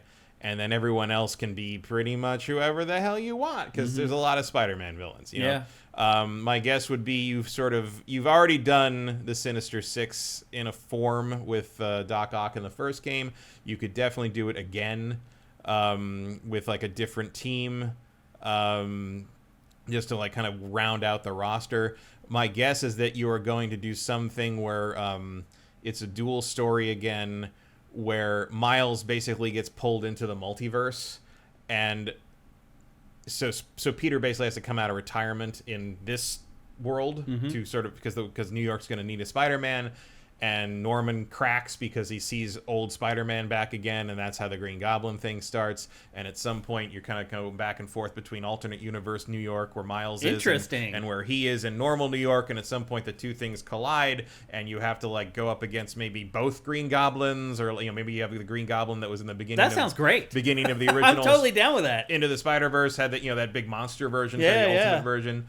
Stuff like that. Basically, that sounds cool. Basically something that frees you up to use basically anything from any Spider-Man mythos you want, and maybe at the very end you have like a whole army of Spider-Men come in to save the day, to bail Peter out when he's like at his lowest point or something. That would kind of be what I do with it. It's the whole verse thing where you can... Yeah, well, especially because this will be coming out in the wake of, or maybe close to alongside of, Beyond the Spider-Verse, the finale of that animated trilogy, which they did finally show the first... It leaked today, or yesterday, right? They showed the first clips of it. Yeah. They finally saw some clips of it at the CinemaCon. The thing that leaked was the full Avatar: The Last Airbender movie. Right. Yeah. Which, to be fair, I didn't see the whole thing, but I did see a bunch of clips. Looks good. Oh yeah, I think it's gonna be good. If you like that, if you like that series, and you should, because it's one of the best animated series ever made. Certainly one of the best Western animated series ever made. It's up there with Batman, I would say. It's fine. That franchise has been mistreated a bit in recent years between the live action adaptations and all that. But maybe someday we'll get a decent video game. Yeah. Doubtful. They haven't really done that. It hasn't happened. There's room for it. There is. Yeah, of course there is. Hell, I mean, you could adapt one of those, like, those Dark Souls clones with all the Asian mythology stuff you see in every Jeff Keighley event 14 times. One of those could just get reskinned as Avatar, and you'd be pretty well You're set. right, actually. If they were smart, that's what they would do. They make a lot more money, I think. So here's the thing. Do you think that we're kind of past getting like gameplay improvements and stuff to this franchise? Because one thing about Spider-Man 2, it's great, and I really enjoyed it. There's not a whole lot you can... I mean, I think you're just adding abilities to them. Spider-Man can get more tech. Miles can get more superpowers. Maybe you can let people switch back and forth between more Spider-Men because of the multiverse thing. Yeah. Peter does still have the good quote-unquote version of the symbiote. So he did keep all those powers, because you had to keep all those as his full skill tree for the end game stuff. So you couldn't like have him lose the symbiote entirely. My guess would be you do have him lose the symbiote at the beginning of the next game. No, I think so too. Yeah. I don't want to deal with it again. I didn't find that a very interesting I didn't system. either, and I don't want to deal with it through the whole game. I hope he does discard it. I hope something happens at the beginning. I think they will do. I think they will Metroid him. Yeah. It's like, oops, I dropped all my abilities. Because one thing that it was nice about, too, is that he did start with all his fully upgraded skill tree Yep. in the first game. That's true. You just expanded it, which is the way to do it, I think. Yeah, agreed. What about Insomniac? I mean, are they just a Marvel developer now? Seems like it. I mean, maybe there's another Ratchet game in there somewhere, but it really feels like they're leaning hard on this license while they have it. I just don't know how you fit a sense. Ratchet game in there while you're working on these games. These games Not take while so you're much. alternating every 2 years. Yeah. I think this is their full-time I mean, thing just for now. them to get a new Marvel game out every 2 years, that is a Herculean task. Now, the thing is, I think once X-Men's out, I feel like you can slow down a bit. Yeah. Because you've gotten your... I feel like... Because I think that probably hits 10 years. Yeah. Which is generally the licensed amount that might be for these things. Yeah, that might be 10 years. Yep. That's Well, true. if you go back to when the deal would have started. Right. And I'm sure Marvel would like to renew it because it's been very lucrative. Been very lucrative in some of the best Marvel games ever. Yeah. But it's kind of up to Insomniac. And again, I'm Insomniac, I keep going. Do you want Insomniac to keep making Marvel games? Absolutely. Yeah. I'd like to see them branch out. I'd like to see them get wider licenses. I'd like to see the Avengers show up. I'd like to see it become the Marvel universe more. Yeah. Not necessarily that I need to play as all. I don't need an Avengers game from them. Right. But I'd like them to not have to keep making excuses for why Doctor Strange and the Fantastic Four are out of town during the events of these games.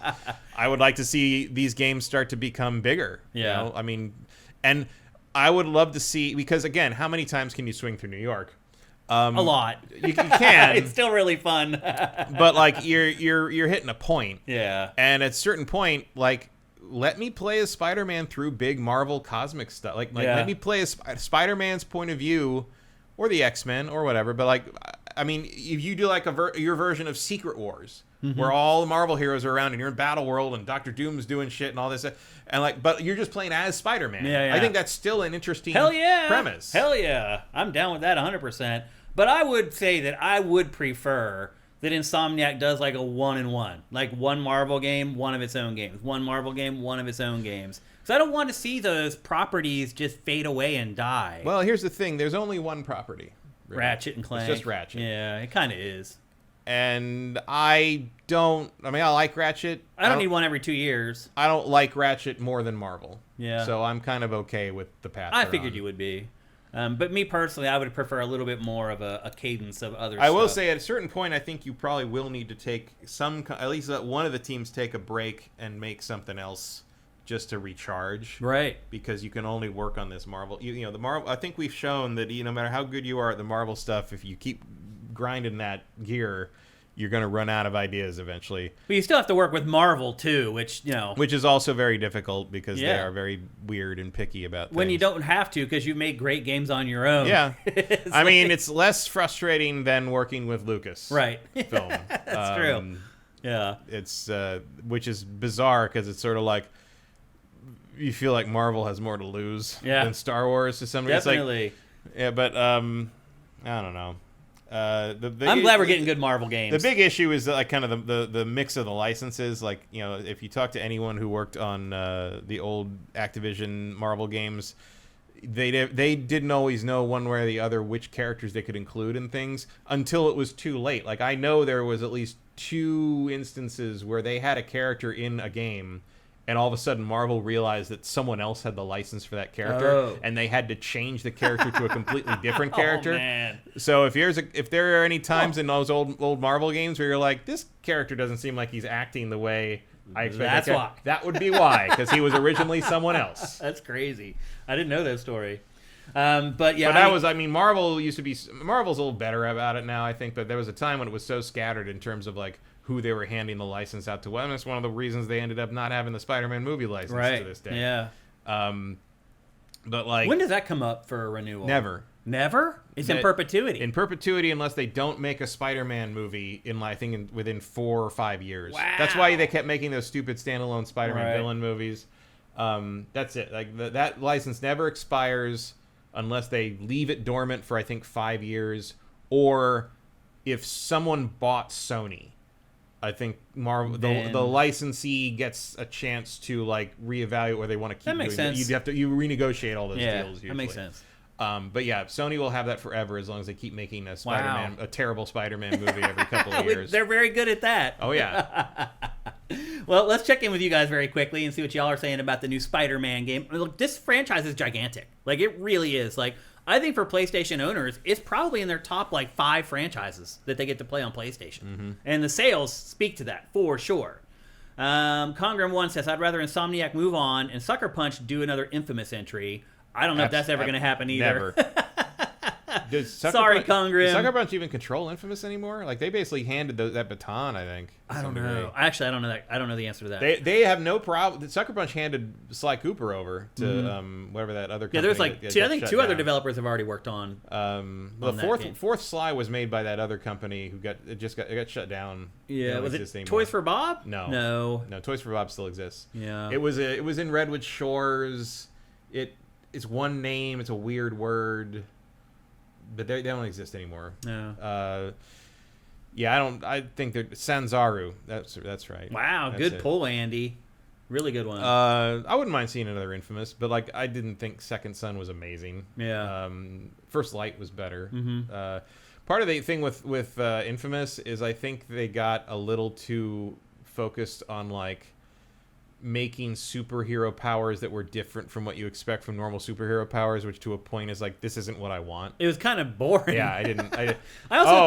He controls neon and concrete. I don't know if that's really what I'm here for. That's not exactly Storm, is it? Yeah. I also don't like the lead character in Infamous. It's not that I hate him. He just does nothing for me. He's only in half the games. Yeah, but it's he's just sort of this nameless, faceless guy. There's nothing really special about him. He's okay. I mean, I thought he was better in the second game. Yeah. The thing the guy everybody hated in those games was Zeke, his friend. I don't remember. That was the most hated. The fat guy who has a get-rich-quick scheme all the time. Yeah. Everyone hated him in the first one and didn't understand why he put up with him in the second one. And then, in the second one, Zeke kind of came through. So it was actually okay. And then the third one was a totally different character. And then the fourth one was the girl who was the mysterious character in the third one. Mm-hmm. So Infamous isn't afraid to branch out from Cole. Yeah. And they even knew. I mean, Cole is basically a totally different person in the second game. They redesigned him visually. They redesigned him personality-wise. He's not a different. He's a very different character. He's a little more charismatic. Mostly, I would like to see the Infamous games get remastered. I'd like to see them come back and get to play PS3 them games. again. They're trapped. Yep.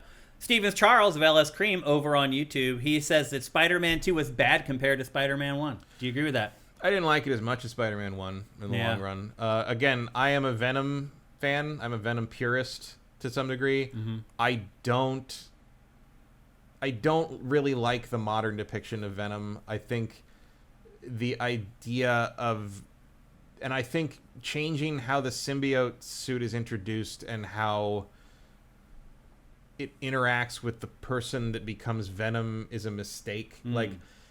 Because the idea that the symbiote is this malevolent entity, I think, is boring. And that was not part of the original story. That was introduced in the Fox cartoon, and a lot of adaptations have taken it because it's a lot easier and quicker to just sort of the symbiote is evil and it makes Peter be a dick and it makes him just do mean things, and then when it becomes Venom, it's it's just continuing that, except it hates Peter now. Except it wasn't.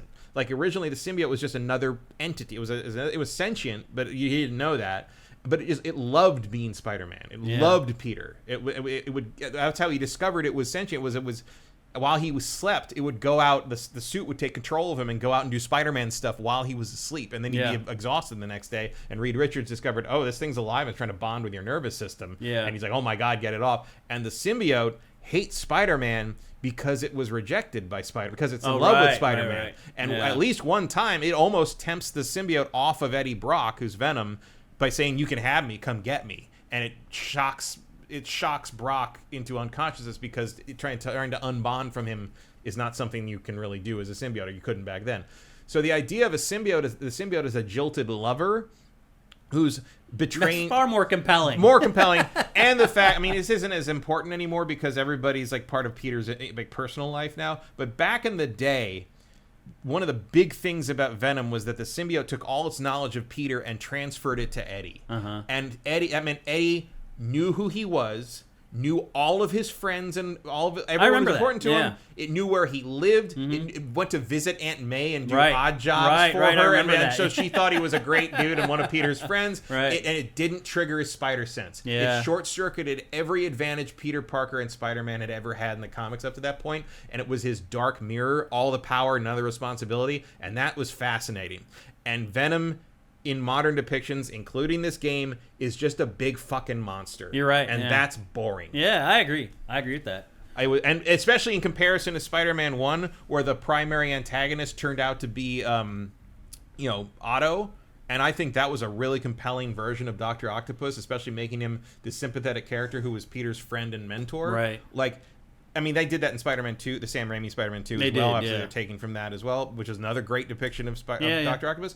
But that's a way more interesting story than, like, mixing all this stuff where, like, Harry's back, but he's sick, but he's got this thing, and it becomes this monster, and it's just and then Peter becomes a dick because of it, and it's just, it's too many pieces, it's too many moving parts. You're changing how it all works, and I think adding the symbiote into the mix for Peter made the gameplay feel less like pure Spider-Man. I didn't feel like I was... the first game captures what it would feel like to be Spider-Man, and the second game kind of expands it out so far into some other territory that it doesn't feel like you're doing that anymore. Well, you're literally not playing as him. You're playing as Venom for parts of it. To the point that, like, it felt way more... I didn't feel like I was playing a Spider-Man game sometimes until I switched back to Miles. Yeah.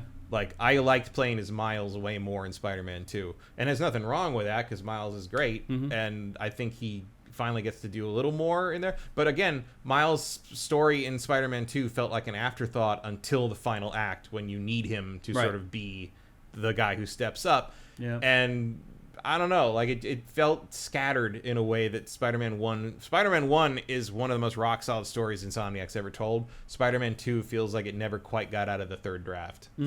So I don't think Spider-Man 2 is bad, but I do agree that it is not as good as the first one.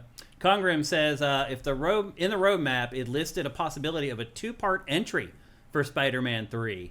Do you think they will do that with all these loose ends still left? Carnage, Venom, Cindy Moon, etc. Yeah, I mean, maybe. I hope they kind of step away from the symbiote stuff. It didn't do anything for me either. Because I think the symbiote, I think the symbiote seed planting was mostly when they were planning to do a Venom spin-off game. And since that's not happening, I'm hoping they will kind of quietly put the symbiote stuff more or less to bed. Daring Swoosh says, it would be nice to get a new Ratchet game. I thought Rift Apart set up the franchise for another interesting premise. Would hate to have to wait till PS6. It's looking like you're going to have to wait to PS6. It really is. And then Erebus Jones says... Gary Cartman does bring up the point he wants a new X-Men Legends. I don't think... we already got Marvel... the Switch There was a Switch one, yeah. Yeah, but it is bonkers to me that they have not collected those in some... It is crazy. Or just... Why haven't they released that one for other platforms still? That's still a Switch exclusive after all this time. It's very weird. And then Erebus says, it's probably not coming to PC. It's dead to me now, and it sucks. I mean, giving Sony $500 to play 2 games in 7 years, not worth it. Yeah. And then JJ Forcebreaker finally says, not in a superhero genre, but prototype games are kind of cool when it comes to that gameplay. We talked about prototype on GameFace, a month ago or something like that, out of the blue? I guess gameplay, yeah. I mean, I think the prototype games are kind of, like, off-putting and sort of grimy. They are, for sure. There's no doubt about it. I just didn't... I think that's on purpose, actually. I think it is on purpose, but it's just, again, it's a little too Venom. Yeah. It's like it doesn't have that element of like, oh, I wish this was the way it was before when it was a more interesting idea. Yeah. Because it was never an interesting idea. It's just a guy covered in slime. Yeah. And I like Prototype 2 more. I think the protagonist in 2 was better. Like I don't remember exactly what I didn't like about the player character in the first game, but it was sort of like how I didn't like the guy in Watch Dogs. Yeah, it was just like, I don't even like playing this guy. No, I agree. And the second, the if I remember right, in Prototype 2, the guy who gets infected by the thing, he's like I want to say he's like one of the special forces guys or someone who's like trying to stop it originally, and so he doesn't want it, but now he's got it and he's got to deal with it, and he's kind of ends up opposed to the protagonist of the first game by default.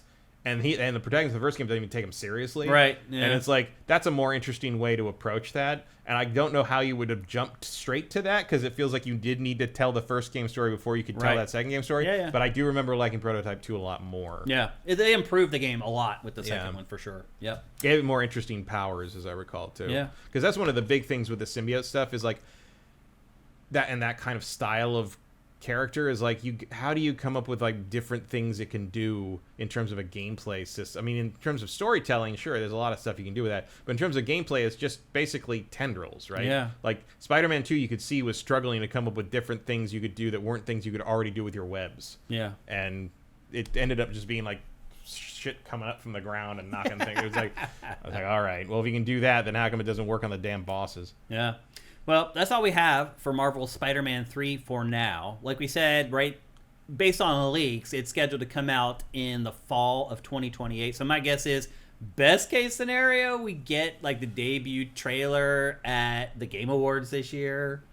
Best case scenario. Probably not. Yeah, because Wolverine would have just come out, breathe marinate. So yeah, maybe the next game, or maybe probably E3, summer games, not E3, Summer Game around Fest there, 2027. That mid-year.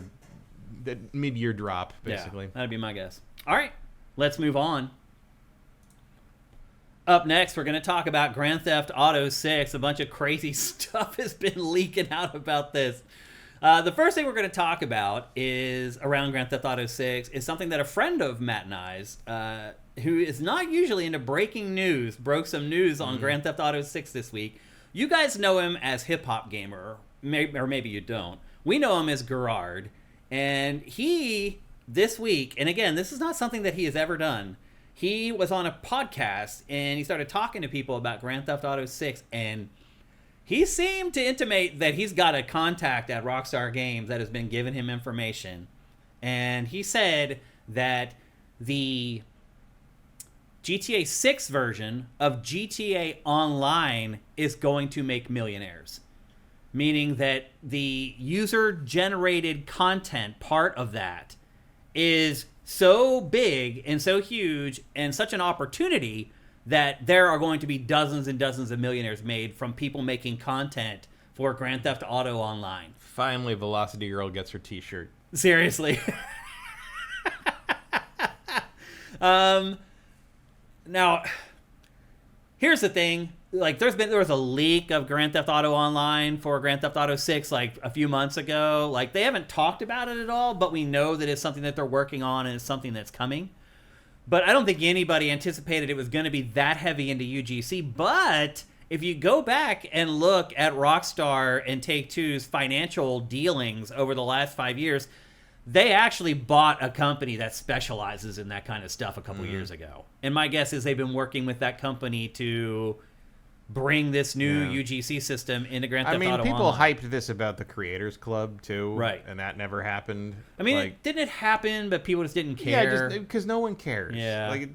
But I think what they're trying to do here is they're trying to tap into the Roblox, Minecraft crew. Yeah, good luck. And revenue stream. I mean, that's what they're trying to do here, is they're trying to create a Roblox for adults, basically, and real quote-unquote, real modders to make content for GTA Online, for GTA 6.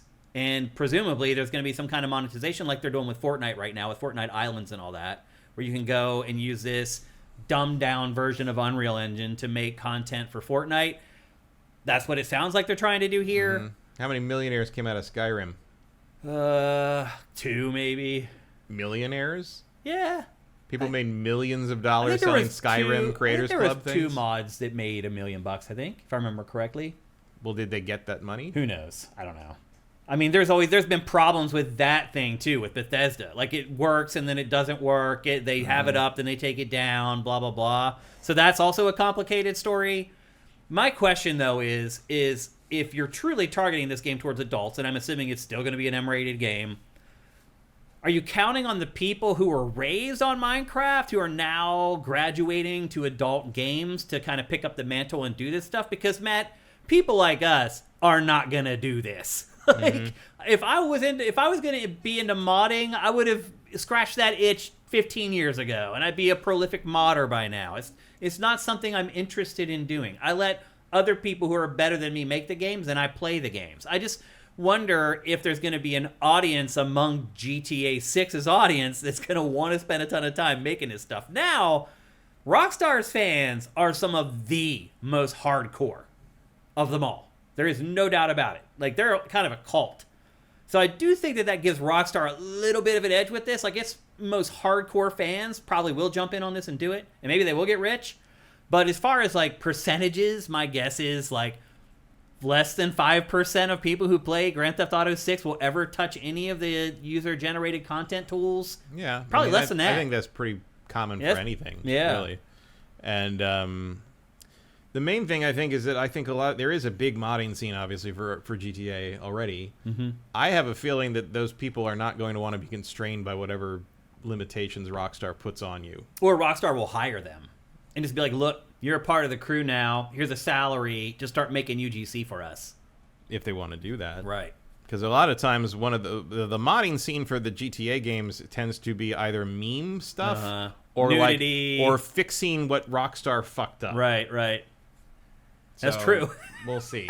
Rockstar's like, maybe Rockstar will pay them to do the that. mod scene really came alive again after they fucked up those definitive editions. Mm-hmm. Like they worked very hard trying to fix those through mods. Yeah. And in the end, it's probably better still if you just use the old versions and put mods in them. Yeah. Like you still end up with a better game at the end of it. And look, I'm just going to say, I believe this. I know Gerard very well. I'm sure that's what they're trying to do. He is an awesome guy. Like, if he was going to do something like this, he would have done it 15 years ago. Like, that's not who he is. Like, he's not going to spread false stuff. No, I'm sure this is what they're trying to do. I'm very skeptical that it will be anything of note beyond what anyone else has ever tried to do in this space. I think the other thing he shared, too, was that it's probably not going to be there at launch, but it will launch within a month of the main game coming online.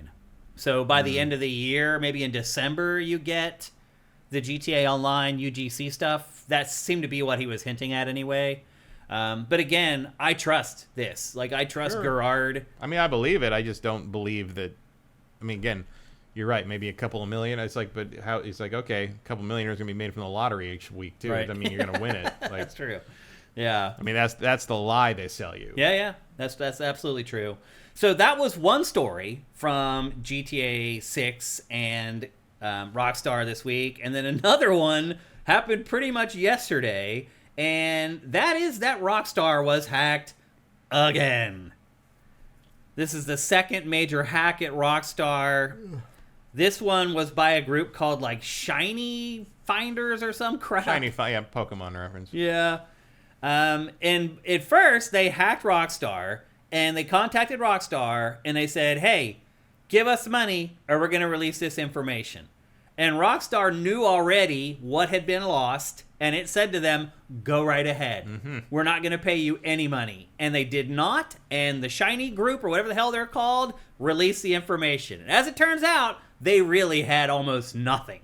What they had, and this is kind of staggering, honestly, Matt, is that GTA Online makes $1.3 million a day.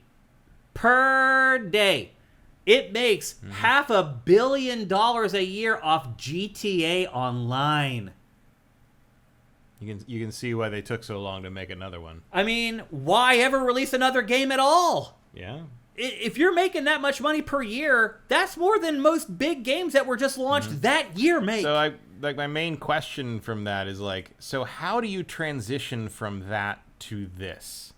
Like, is GTA Online just going to be continuous? I think that it will be. I don't think there's any way in hell you can't migrate that can't. that ecosystem. You can't make people start over. There is no right? way in hell they are going to kill the original GTA Online and make people go to a new GTA Online. Mm-hmm. That is not going to happen. I think they're going to have like a World of Warcraft like thing where it just gets this huge graphical upgrade and there's a bunch of new features in there. That'd be my guess. Or what Pachter used to say, where they just add Florida. Right. Yeah. Like, now you can choose whether you go to San Andreas or... Yeah, they could do that too. What is the name of Florida in the GTA? Leonidas, yeah, something like that.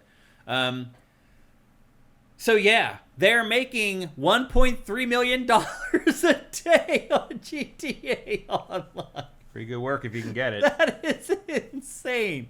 And then the only other thing that the hacker group found that they dredged up and published as punishment to Rockstar is that Red Dead Online, which I think a lot of people just assumed was either like on the verge of death or dying or whatever, is making $500,000 a week. It's not bad. Yeah. But apparently not good enough. I mean, it's still out there. Like, they still have, like, 100,000, like, weekly uniques or daily uniques. I can't remember what it was. Either daily or weekly uniques that are playing Red Dead Online.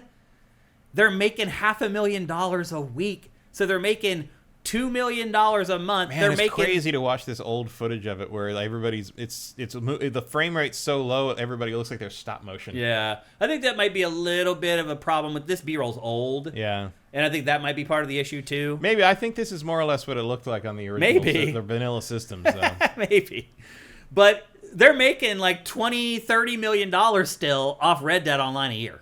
So yeah, our idea that they were losing their asses on Red Dead Online, that doesn't hold the mustard either. So, holy cow. Erebus also has a good stat.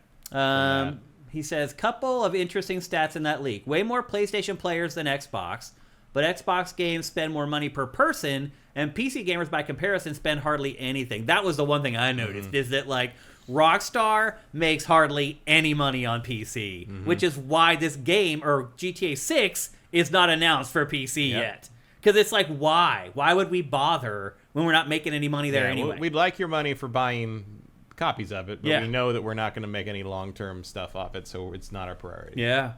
Makes sense. It does make sense. I mean, everything makes sense now. Like, why it took 13 years to release GTA 6. Why would you when you're making that much money off of this old thing? That's how long it took to count all the money first. Seriously. So anyway, those are the latest updates on Grand Theft Auto Online. It's going to lean heavily into UGC, user-generated content, and that comes from Hip Hop Gamer. And then a bunch of hackers hacked the revenue numbers for GTA 5 and Red Dead Online, and they are gigantic. So, yeah, we've been sitting here for 10 years being like, why wouldn't you make a new Grand Theft Auto game? That's why you don't bother making a new Grand Theft Auto game, because to our point earlier, they also need to figure out how do you do the transition. And they're like, let's just kick that can on down the road because GTA 6 is still looking a little rough, right? Yeah, good. Because we're just making money hand over fist. And this is, again, why it will not hurt them to push it if they have to. That's true. Because they'll just keep making the money from GTA Online. It's really nuts. Now, some stockholders may be a little bit pissed because they've been adamant that it's coming out. But as long as they get it out in the quarter, who cares? As long as you get it out by the end of March. Yeah, it doesn't matter. Yep. There you go. That's the latest update on Grand Theft Auto 6 and Grand Theft Auto in general. Next up, we're going to preview Forza Horizon 6. The press got its hands on with this game in the last week, and a big round of previews went out. And then, fortunately for us, Microsoft released a ton of gameplay for everybody else to check out, along with a bunch of information on Xbox Wire. And we're just going to convey kind of the information that they've shared so far. The first thing I want to say, Matt, there's something with the look of this game.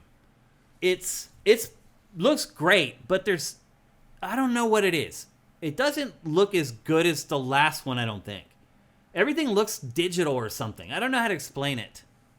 Maybe I'm crazy. Yeah, I don't know what you're talking about. This you're not seeing it? Absolutely looks better than the last one. You think so? Absolutely. I mean, in terms of visual tricks, I mean, aesthetically, you can prefer what the last one looked like to Japan, I guess. Yeah, there was some other footage that I think that... Also, I think this is an overcast day they're showing here, so maybe it doesn't pop quite the same. Because one thing that is notable, I think, and this started with 4, I would say. This isn't new to this. Mm-hmm.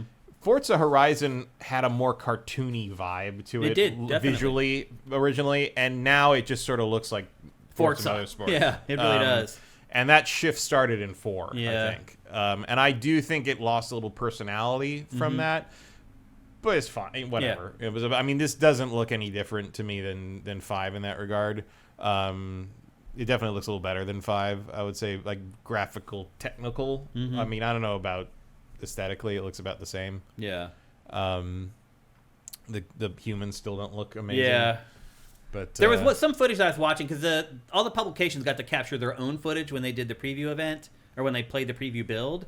And there was some footage I think that IGN had or whatever that showed like a little compact driving on like a concrete road, and it looked like the car was from a different game. Like it didn't match the track and the surrounding. Anyway, it was just some weird thing that I noticed. To your point, it does look amazing. It still looks gorgeous, but it was just something that I noticed looking at some footage, and I wondered if it kind of resonated with you too. But no, the main thing I noticed is that like they let you drive through a lot more stuff in this than the last one. Yep, for sure.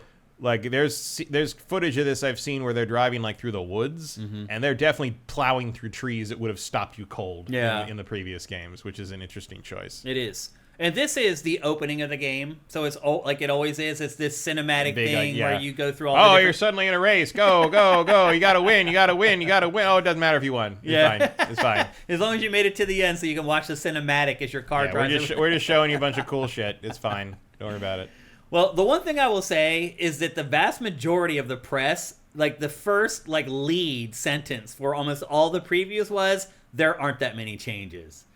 Kind of the overarching... Why would you? Right. But the overarching opinion was like, yeah, it's another great Forza Horizon game, but it's another great Forza Horizon game. So that was kind of the first point a lot of them made, was that it's not a revelation. There's nothing crazy different about it. But there is one pretty significant change, and that is pretty much the whole setup of the game. So the Forza Festival, that has been sort of the construct around this franchise since it launched, it's still there. However, instead of you actually participating in the Forza Festival, you are a young buck upstart trying to earn your way into the festival. So that's... Which is funny, because in previous games, you just kind of show up. Right, and you're in. Like, all of a sudden, you're in. In this one, you got to earn it. Here's a hint. That's not how Coachella works. Yeah, that's true. But I suppose in the other games you are sort of presumed to be like a rich, connected asshole, pre-existing racer. Couple of times, not you have some kind of rep, I guess. At times, maybe not. Sometimes create a character, I guess. I don't know. I'll admit I'm not super invested in the stories of these games. But you start out as like a teenager in this, so you're like young and you're trying to make your mark or whatever. So that's the setup for the game. It is the biggest map in franchise history. It should be. It's the newest game. The map should always be bigger, in my opinion. But one thing that they talked about that they found remarkable was it doesn't take a long time to get from downtown Tokyo to the rural areas of Japan. They said it's not alarming in that you go like 2 blocks and all of a sudden there's like cherry blossom trees and stuff. But they said you drive like a mile, and the way the terrain gradually changes, it doesn't feel unnatural that all of a sudden now you're out in the rural parts of Japan. There's ways to do that. Cyberpunk pulls that off too. It does. But that's an art. Oh, yeah.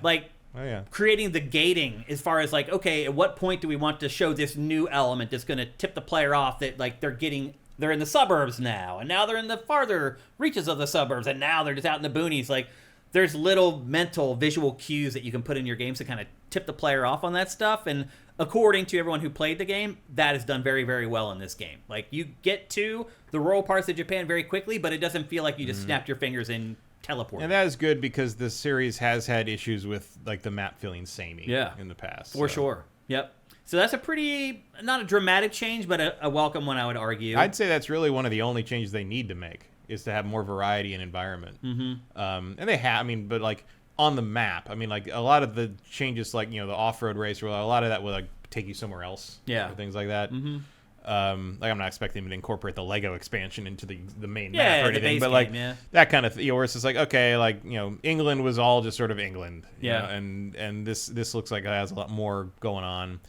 I don't think you want to mess with success on this franchise very much. I think you've kind of nailed it. You just need to give people more of it in a new place. We also just introduced it to a brand new audience who is not sick of it. Right. Like, PlayStation fans have only played one Forza Horizon at this point. Like, you'd be an idiot to change drastically, because you're going to sell all the copies on PlayStation. You're not going to sell them on Xbox. This is not going to drive a ton of Game Pass subscriptions either. Like...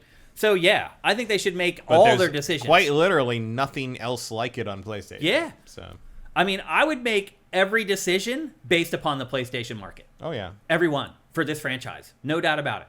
So, that's another thing that they made a change for. You could even talk about, like, a Horizon collection for PlayStation. You'd have to relicense a bunch of stuff, which would be a problem. But, like... you could probably get some traction out of that, like Yep. a 1 through 4 collection if you wanted to. Yeah. So as I Because said, you're probably going to be waiting a few years for the next one. Oh, for sure. So in the meantime, maybe get on the horn of those music companies and Right. relicense those soundtracks. yeah. But they won't. They won't. They definitely won't. So as I said, you play as a young upstart trying to make your way into the Forza Festival or whatever. I'll tell you what I would buy as like DLC is updated versions of the maps from the previous games that aren't in print anymore.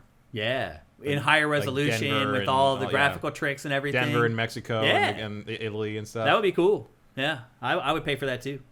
But so you get 3 cars to start. Do you usually just get one in this franchise? No, you get to pick from like 3 or 4 different models, as I recall. But do you get 3 when you start? Or do you pick from 3? Usually you pick from. I mean, it's like Pokemon. You pick Right. But if you you buy the game in any capacity, you are getting like 7 cars at least out of within the the gate first anyway. 5 minutes. Well, in this one, you actually do start with 3 cars. They give you like 2 coupes and an off-roader to kind of tackle all the missions or the different mission types that are in the game. So that's a little bit of a change from past games in the franchise. They said of the events that they found, there was point-to-point sprints, cross-country races. There are lots of cramped city races. They said that they found those very interesting. They also experienced a bunch of dynamic world events like lap-based time trials, straight-line drag racing that you can just wander into, which I don't know how that works. We used to be able to do that in the other games. I mean, I'm sure you still have to start the event one way or the other.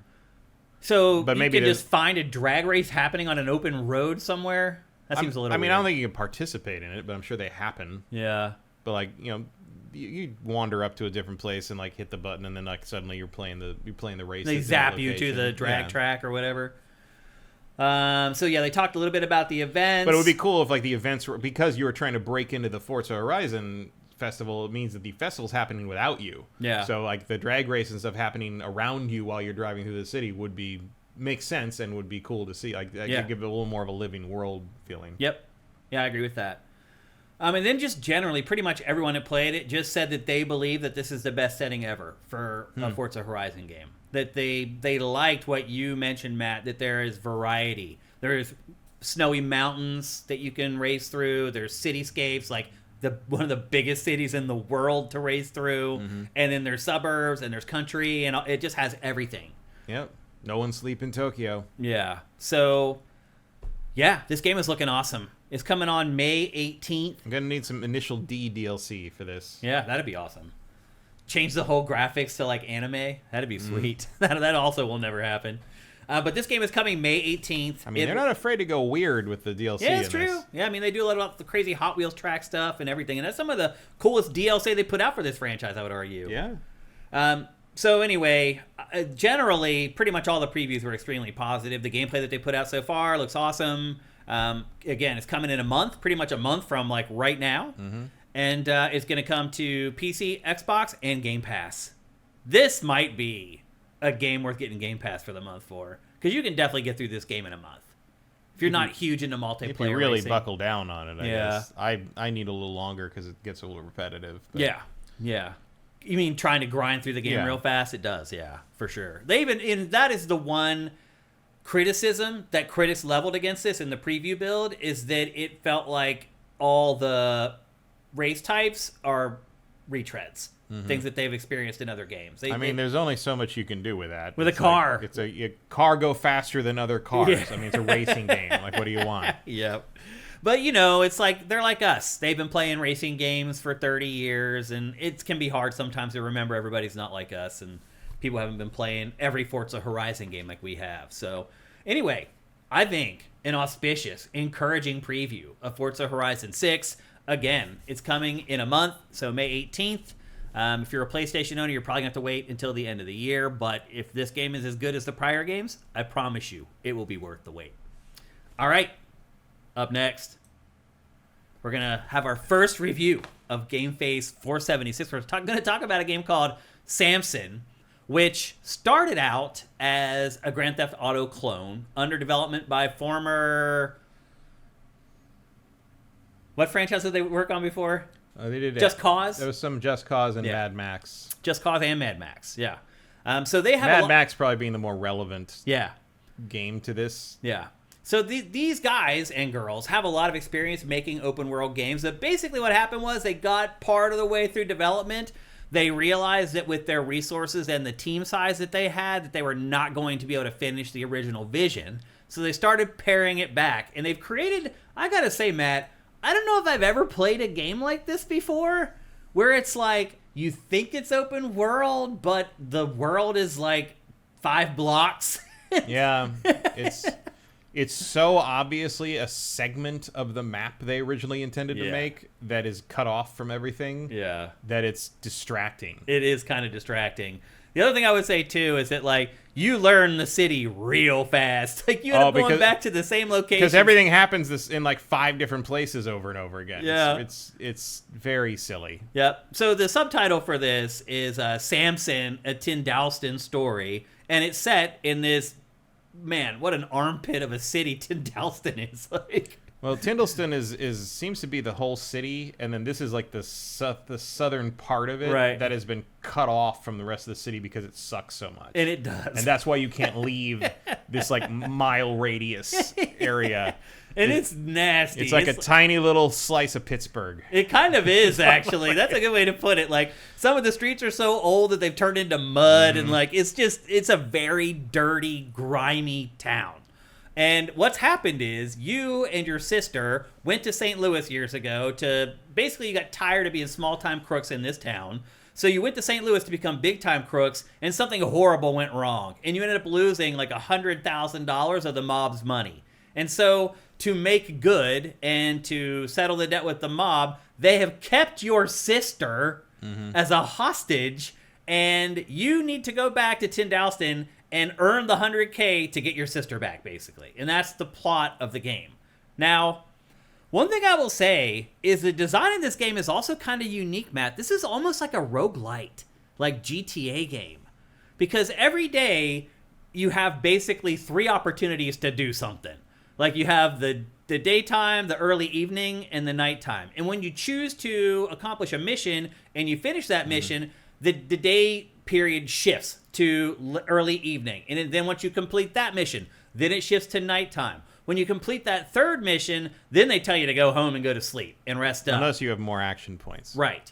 And Night can last as long as you have action points. Right. And the action points tie into a bunch of different stuff. It determines whether you can like restart if you die. It determines, again, how many missions you can complete in a day. But once you've run out of all your action points, your AP points, then you go home and you sleep, and it tallies everything up, and then it takes the $2,000 a day that you owe to the mob to try to get your sister out of $3,000. $3,000. Well, usually $3,000. Is it? I thought it was 2. It's usually 3. It goes up over time. Over time, it goes up, yeah. So, also, you got to be careful. I learned this the hard way. If you press the Y button or the triangle button, you pay what you owe for that day. If you press the X button / square button, you pay everything you own, you have. All the money at you once, have. Yeah. Which does pay down more of the debt, but I don't see any need to do that. So well, I was like, where'd my money go? And because you need the money to repair your fucking car because the car physics are so terrible that you're going to damage your car. I didn't mind the car. I didn't mind the driving in this. I thought the driving was okay. The driving is not great. It's better than, I think it's better than GTA. Oh, not for one fucking second. Really? Everything controls like a boat. Well, they are boats. Right. They're lead sled like muscle cars. I'm not saying they don't control the way cars are supposed to control the way these kind of. I'm saying it sucks. I didn't have a problem with it at all. I don't have a problem with it. It's boring. And I mean, this car does not make turns very well. You're gonna skid into things. There are better like tricked out vehicles you can pick up like usually near the racetracks if you're gonna do like a time trial or something. But they all control pretty close to each other. What happens? There's definitely no like infernus in this game. Yeah, I mean, there's no sports cars or anything. They're all clunky cars that are like from the 70s or whatever.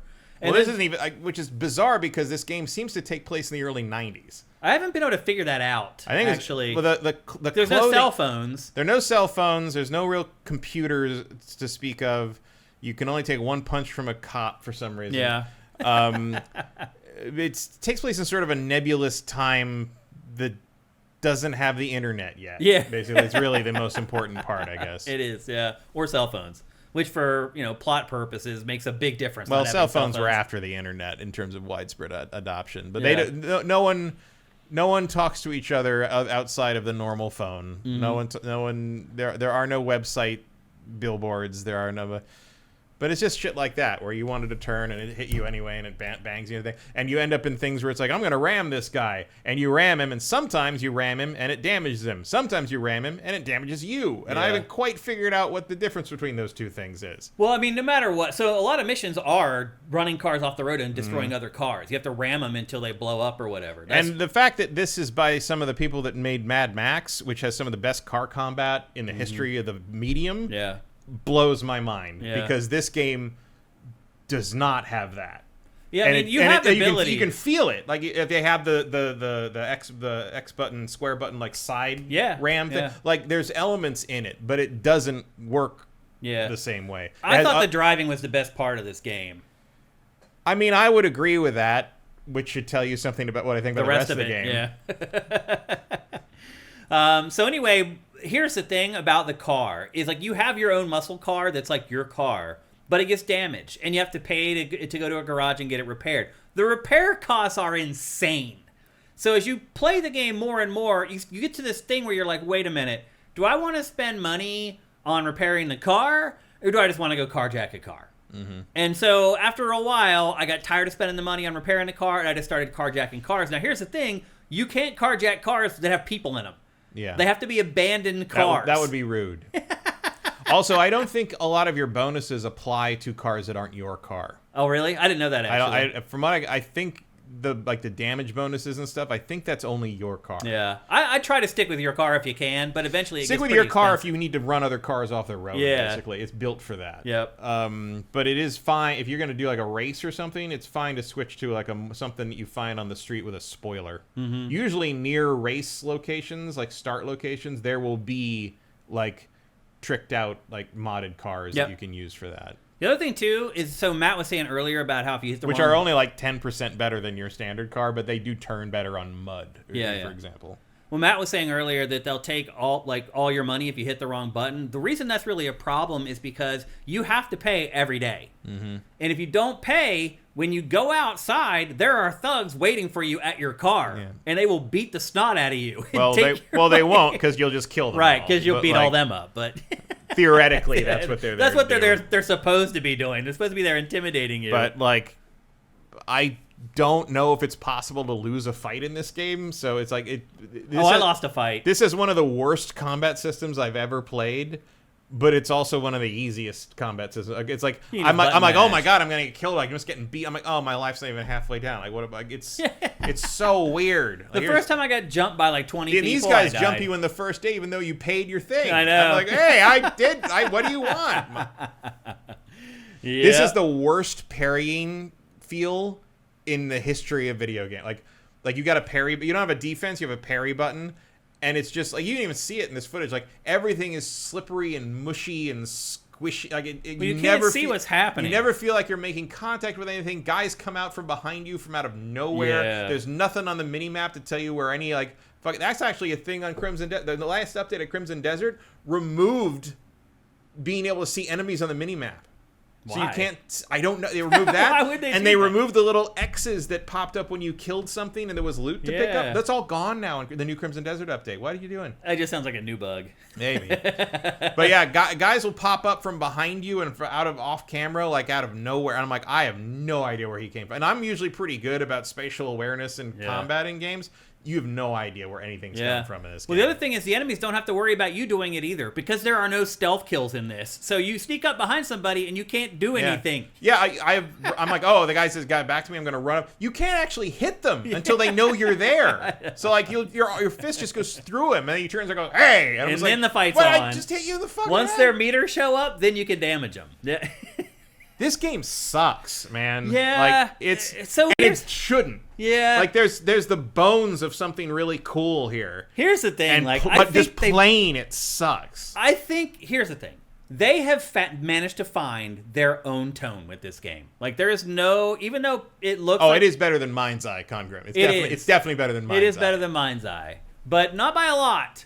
But here's the thing. This has a much better opportunity to be improved. Mind's Eye was a bad game from the beginning. It's always going to be bad. Yeah, there was nothing in Mind's Eye of merit. There's something to this game. There is a world where this game sings. There is. There really is. And there's no and other I think game they could. I think they can get there if given a chance. Maybe. But maybe one day they'll get to add the rest of the map. Maybe. Because I will say, the environments in this feel like a real place. They really do. In a way that I think it's probably, like, in terms of, like, environment design, in terms of feeling like a real city, a real place that has been built up in, like, a realistic way, this might be top 3 of all time. Tyndalston makes me feel depressed. Yeah, absolutely.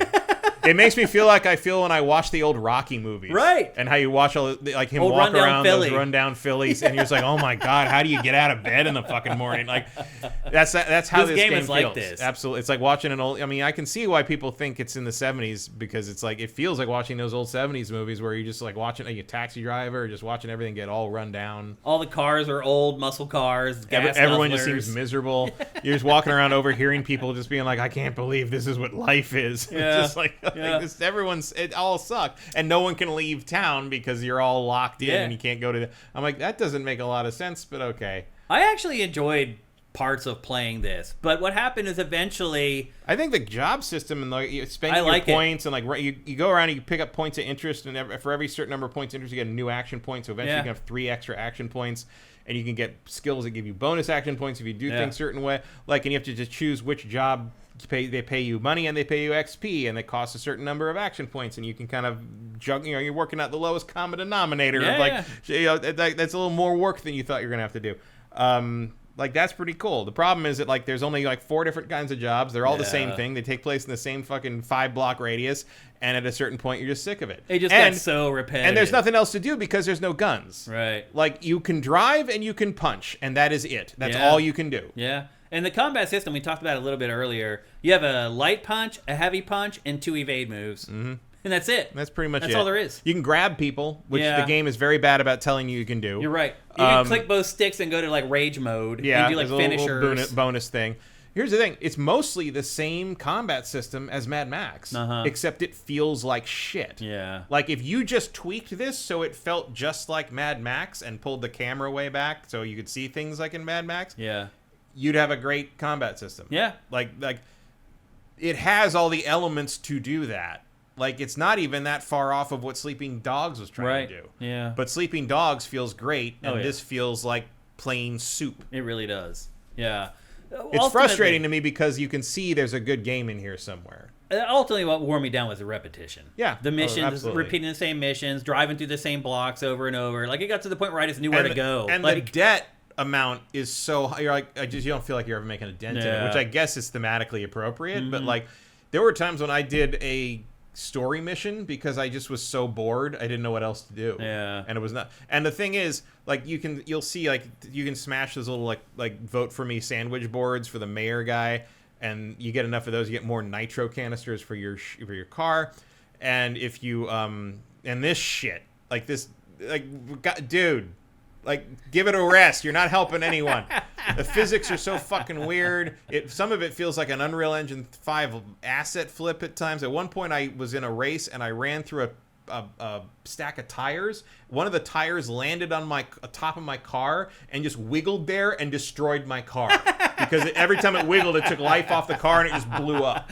That's hilarious. And so, unless you're the one playing. No, it wasn't. And like, if it happens, you lose a certain amount of your money, and you have to spend another action point to retry, or lose all your action points and give up on the job, unless you quit the fucking game out and load the last save, which just puts you at the beginning of the mission before you tried it. Yeah. So I suggest doing that because this game does not play well enough to warrant dealing with its idiotic economic system. I had major issues, so this is only available for PC right now. And I went in, when I started the game, I turned off subtitles, I turned off the music, and I turned on a feature in the graphics setting, and I couldn't play it for more than 10 minutes without it crashing. That is interesting. I've never had a crash on this. So, did I do anything to it? The only option. Okay, so the only option I tweaked on it, because everything started maxed out, ultra, because detected my card, I guess. Yeah. The only thing I changed is I swapped the Y-axis okay. on the right stick. Well, so I changed all those things. It would play for 10 minutes and crash, and I couldn't capture footage either because if you're recording an MP4 file and it crashes, the file's bunk. The file corrupts. It's bad. So I went back and just set everything back to default, and it played fine. So don't mess around in the settings if you're going to play this. Now, the other thing is this game's only $25. Mm-hmm. So I believe that this studio knew what it had and was like, we can't, even $25 is pushing the limits for me on this. And it does feel a little skeevy that they released the game in this state because they know. It is not really done. Yeah. They knew, too. I mean, you can get away with the repetitive missions, and you can get away with probably the clunky driving. Mm-hmm.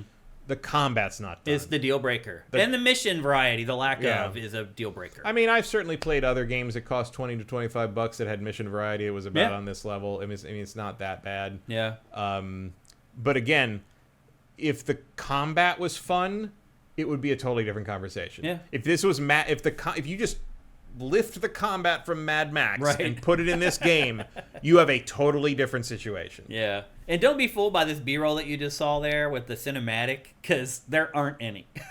It's real. There's hardly any cinemas. Like in you this get that at the thing. beginning, but then the rest of that whole quest chain is just him on the phone. Yep. Like there's a lot of phone calls. Yeah. Every night. That's when you why go it had home, to be set before the internet and cell phones, is because one of the primary ways they make you do stuff is to make you go find a payphone. Yeah. Which he doesn't have to pay for some No. reason. Every night you go home, you do the resting thing, and you pay your money, and then you have to listen to your sister bitch at you. Your sister complains. It's like, so what? You don't call? You don't write? It's been a day, lady. What do you want? Yep. There's no guns. There's no grenades. There's no stealth kills in this. I mean, she probably should have left him in the jail. Yeah, you're right. To be fair, I mean, that's the other weird thing is everybody loves this guy. Yeah. Like everyone you run into is like, oh, Samson, you're back in town. Wow. Yeah. And like you're like, why? Like, but they all say, what happened in St. Louis, bruh? Yeah. What was that about? Oh, we're not going to talk about it. But there you go. That's Samson, a Tyndalston That's story. the other people are talking about his hair in the footage is twitchy. His hair looks sentient. Mine doesn't do that. Really? It doesn't do that on my game. Like, I think that's a feature. I think like the twitchy. The hair shake is a feature I think you can turn off or turn on. Yeah. I didn't turn anything off. Really? But it's all default except for the. How about that one Y-axis. shot where the cop punches him and his hair is straight up in the air? Oh, that does happen. When I've gotten punched by the cop, that does happen. But I don't get the thing where it cuts to him and then suddenly his hair's like shaking having around, like some kind of seizure. Interesting. Yeah. That's straight out of Life is Strange Reunion. The same thing happens there. Mm-hmm. But yeah, don't get fooled into thinking that this is some cinematic. Like that's the problem. This thing is crazy. Like this is like where you do all the points of interest, and I've been around trying to find some. There's no way to know where these are. Yeah, I know. There's no marker for anything. I ignored them after a while. Well, because they give you more action points. I wanted more action points. I know. After 4 hours of this, I didn't want any more of anything. I was just like, "This, I'm doing the same stuff." And over and the over. magazines are bizarre. So the combat magazines, like you're like, oh, how am I going to find all these magazines? They deliver one to your house, to your apartment, like in the foyer there. They deliver one like every 5 days. Mm-hmm. So you end up with way more than 12. Yeah. Like there's not a limit to the number you can find. But that menu says the upgrade max is at 12, but you keep finding magazines forever. Yeah. Like it's so weird. Yeah. It's just one of those games that I'm always going to be wondering like what could have been, because I don't know if they're going to go back and fix this. Like they issued an apology to people, but they knew this game was in this state when they launched it. Yeah, I mean you could fix this to a large degree. There's nothing here that's inherently broken to the point that it couldn't be tweaked into something functional. Yeah. Just depends whether they think it's worth throwing their money in that hole or not. Yeah. I will say.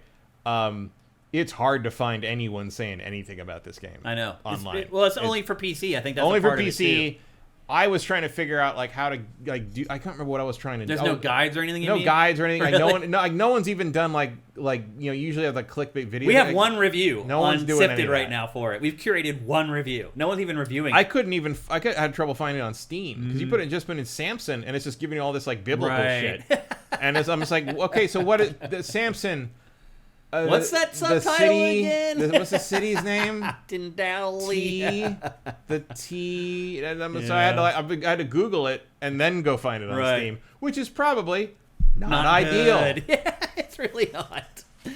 So anyway, there you go. That's Samson. Again, it's only available for PC, and now I really wonder if it'll ever come to consoles, because I just can't imagine. I mean, you can't put this on consoles without fixing it first. Right. And I just wonder if they'll have generated enough revenue to rationalize fixing this game. It's a shame. I mean, it feels like probably you either fix this or go out of business. Right. They should have put it into early access. Then consumers are like, okay, it's supposed to be broken. Yeah, that would have been... I mean, you could certainly qualify it for that, Yeah. I think. It should be in early access instead of available for purchase. Put it out as early access. Explicitly say we're going to add more map later, because clearly... I mean, you go to the map screen... And only the bottom Just the third bottom little is actually the map. It's like, okay, well, this used What's to be all this something. up here? And like a bunch of the points of interest are like him looking at the other part of this, like, oh, it would be nice to go up. I'm like, yeah, it would be nice to go over there, wouldn't it? Where there's not mud. Yeah, where there's like skyscrapers and shit. Paved roads. Cinetyke says, ask Bethesda to publish it. JM Rain asks, is the story interesting? The setup is interesting. Yeah, it's a cool concept. As much as any kind of like crime. Yeah, I mean, having having to pay back the debt, like that whole setup and the AP stuff and the time periods you have during the day, that's all cool. Mm-hmm. It's just that it never goes anywhere. The setup's good. The rest of it, you never changes any. It just like the numbers go up, but like you don't. It's nothing. You have nothing to buy. Yeah. Other than fixing the car. Yeah. You don't change your clothes. You don't change the apartment. You can't upgrade. There's your no location. Fun or funny people to meet that give you zany missions. You can't buy food. It has like no personality. You can't customize the car. You can't do it. You can't buy new cars. You can't change the car. You can't do it. You can't buy property. 80% of things that you would expect to be in a game like this. Yeah, but otherwise, some of the stuff is cool. So. It's a great. The environment is the star. Like what I hope they do is they just trash this and say, okay, trash is keep the map, right? Keep the city, and say we learned a bunch. Now let's make another game with some of the stuff that we did well. Yeah, you can even still set it in Tyndalston if Hopefully you want. They can afford to do it. We'll see. Because again, it's $25 if you're interested in it after watching us impale it for the last 15 minutes. Again, terrible title. Yeah, terrible. It really title. is. It really is. Samson? What the fuck is Sam? What's that? He cut his hair. He's like weak. I don't know. Well, his hair does clearly seem to be the strongest part of his body. Right. Tiny Loop in History says, I call it a GTA appetizer. That's probably a good way to put it. Yeah. And Zen Shuriken says, perhaps a proof of concept. Yeah, I mean, it is. It is. And that's about all it is. That's about all it is. All right. Not GTA so much as sort of breaking and entering. Right. That's a good point. Yep. All right. It's time to move on. Next up, we're going to discuss Pokemon Champions. But to discuss Pokemon Champions, we have to discuss something else first. And that is Pokemon Home.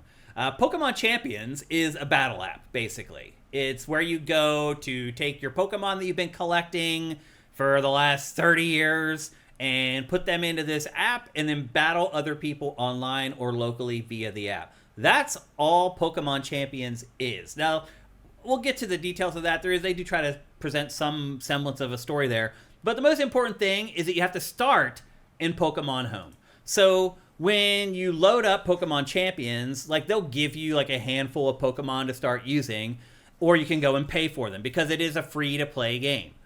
But if you go to use Pokemon Home, you can go and grab Pokemon from any of the Pokemon games that you have on your console at the time. So when I first booted up Pokemon Champions, it showed all the Pokemon games that I had played on my Switch in the past. However, here, you're seeing it right here. Perfect timing.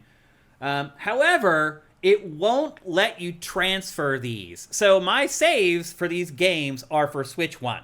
Mm-hmm. And it won't work. Like they'll give you an error message saying, oh, these saves need to be saved on your current console to work. So what I had to do was I had to go and re-download every Pokemon game that I had played, go open the game and start playing it, save it, close it out, and then I would come back and I could get the Pokemon out of the game.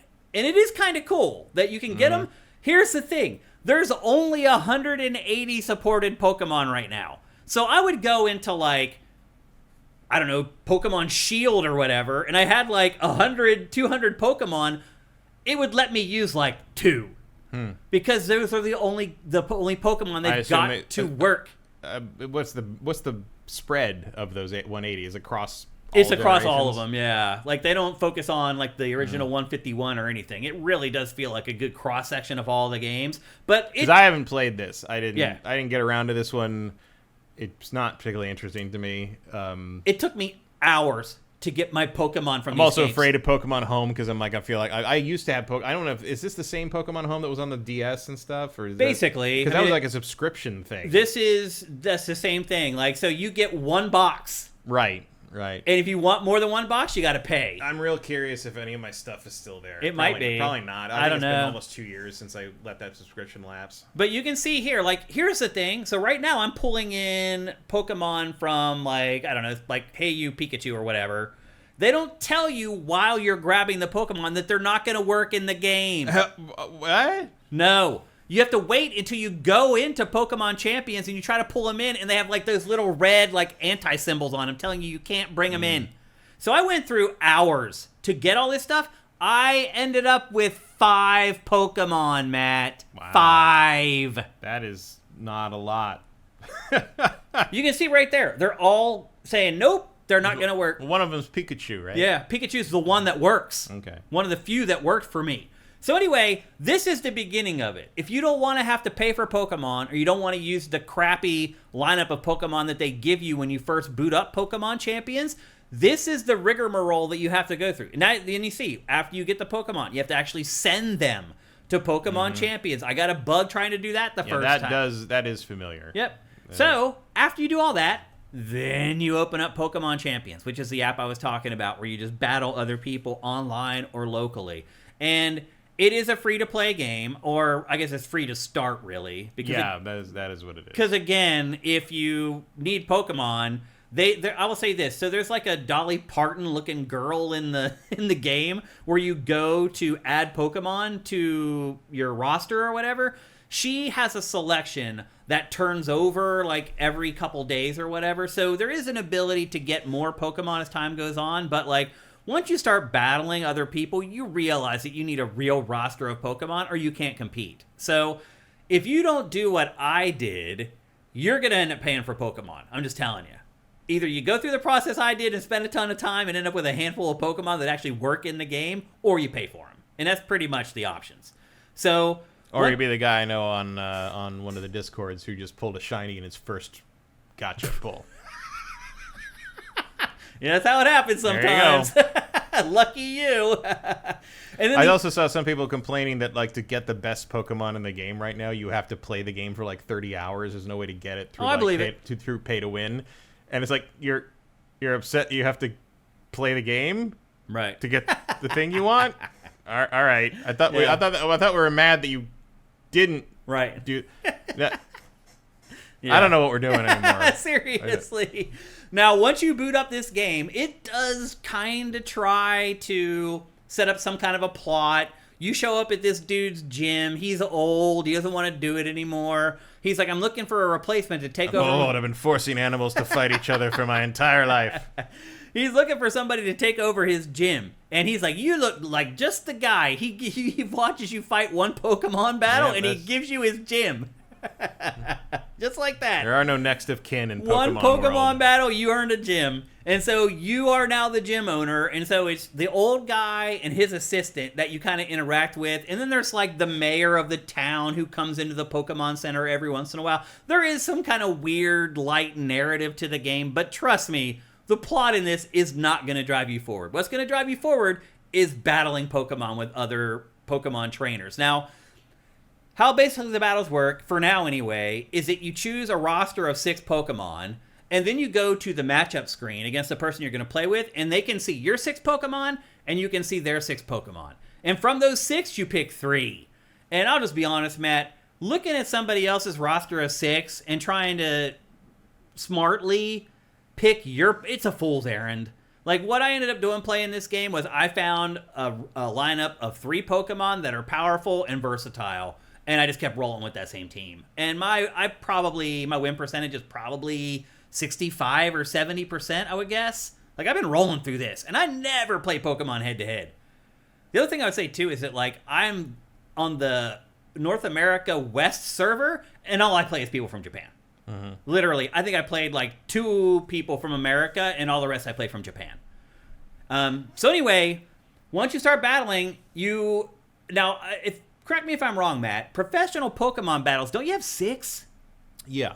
Yeah. So in this, they're gimping you. You only have 3, but I think it's because those battles last too long. Yeah, for a game like I this. don't want to battle with 6 Pokemon. That would take way too long.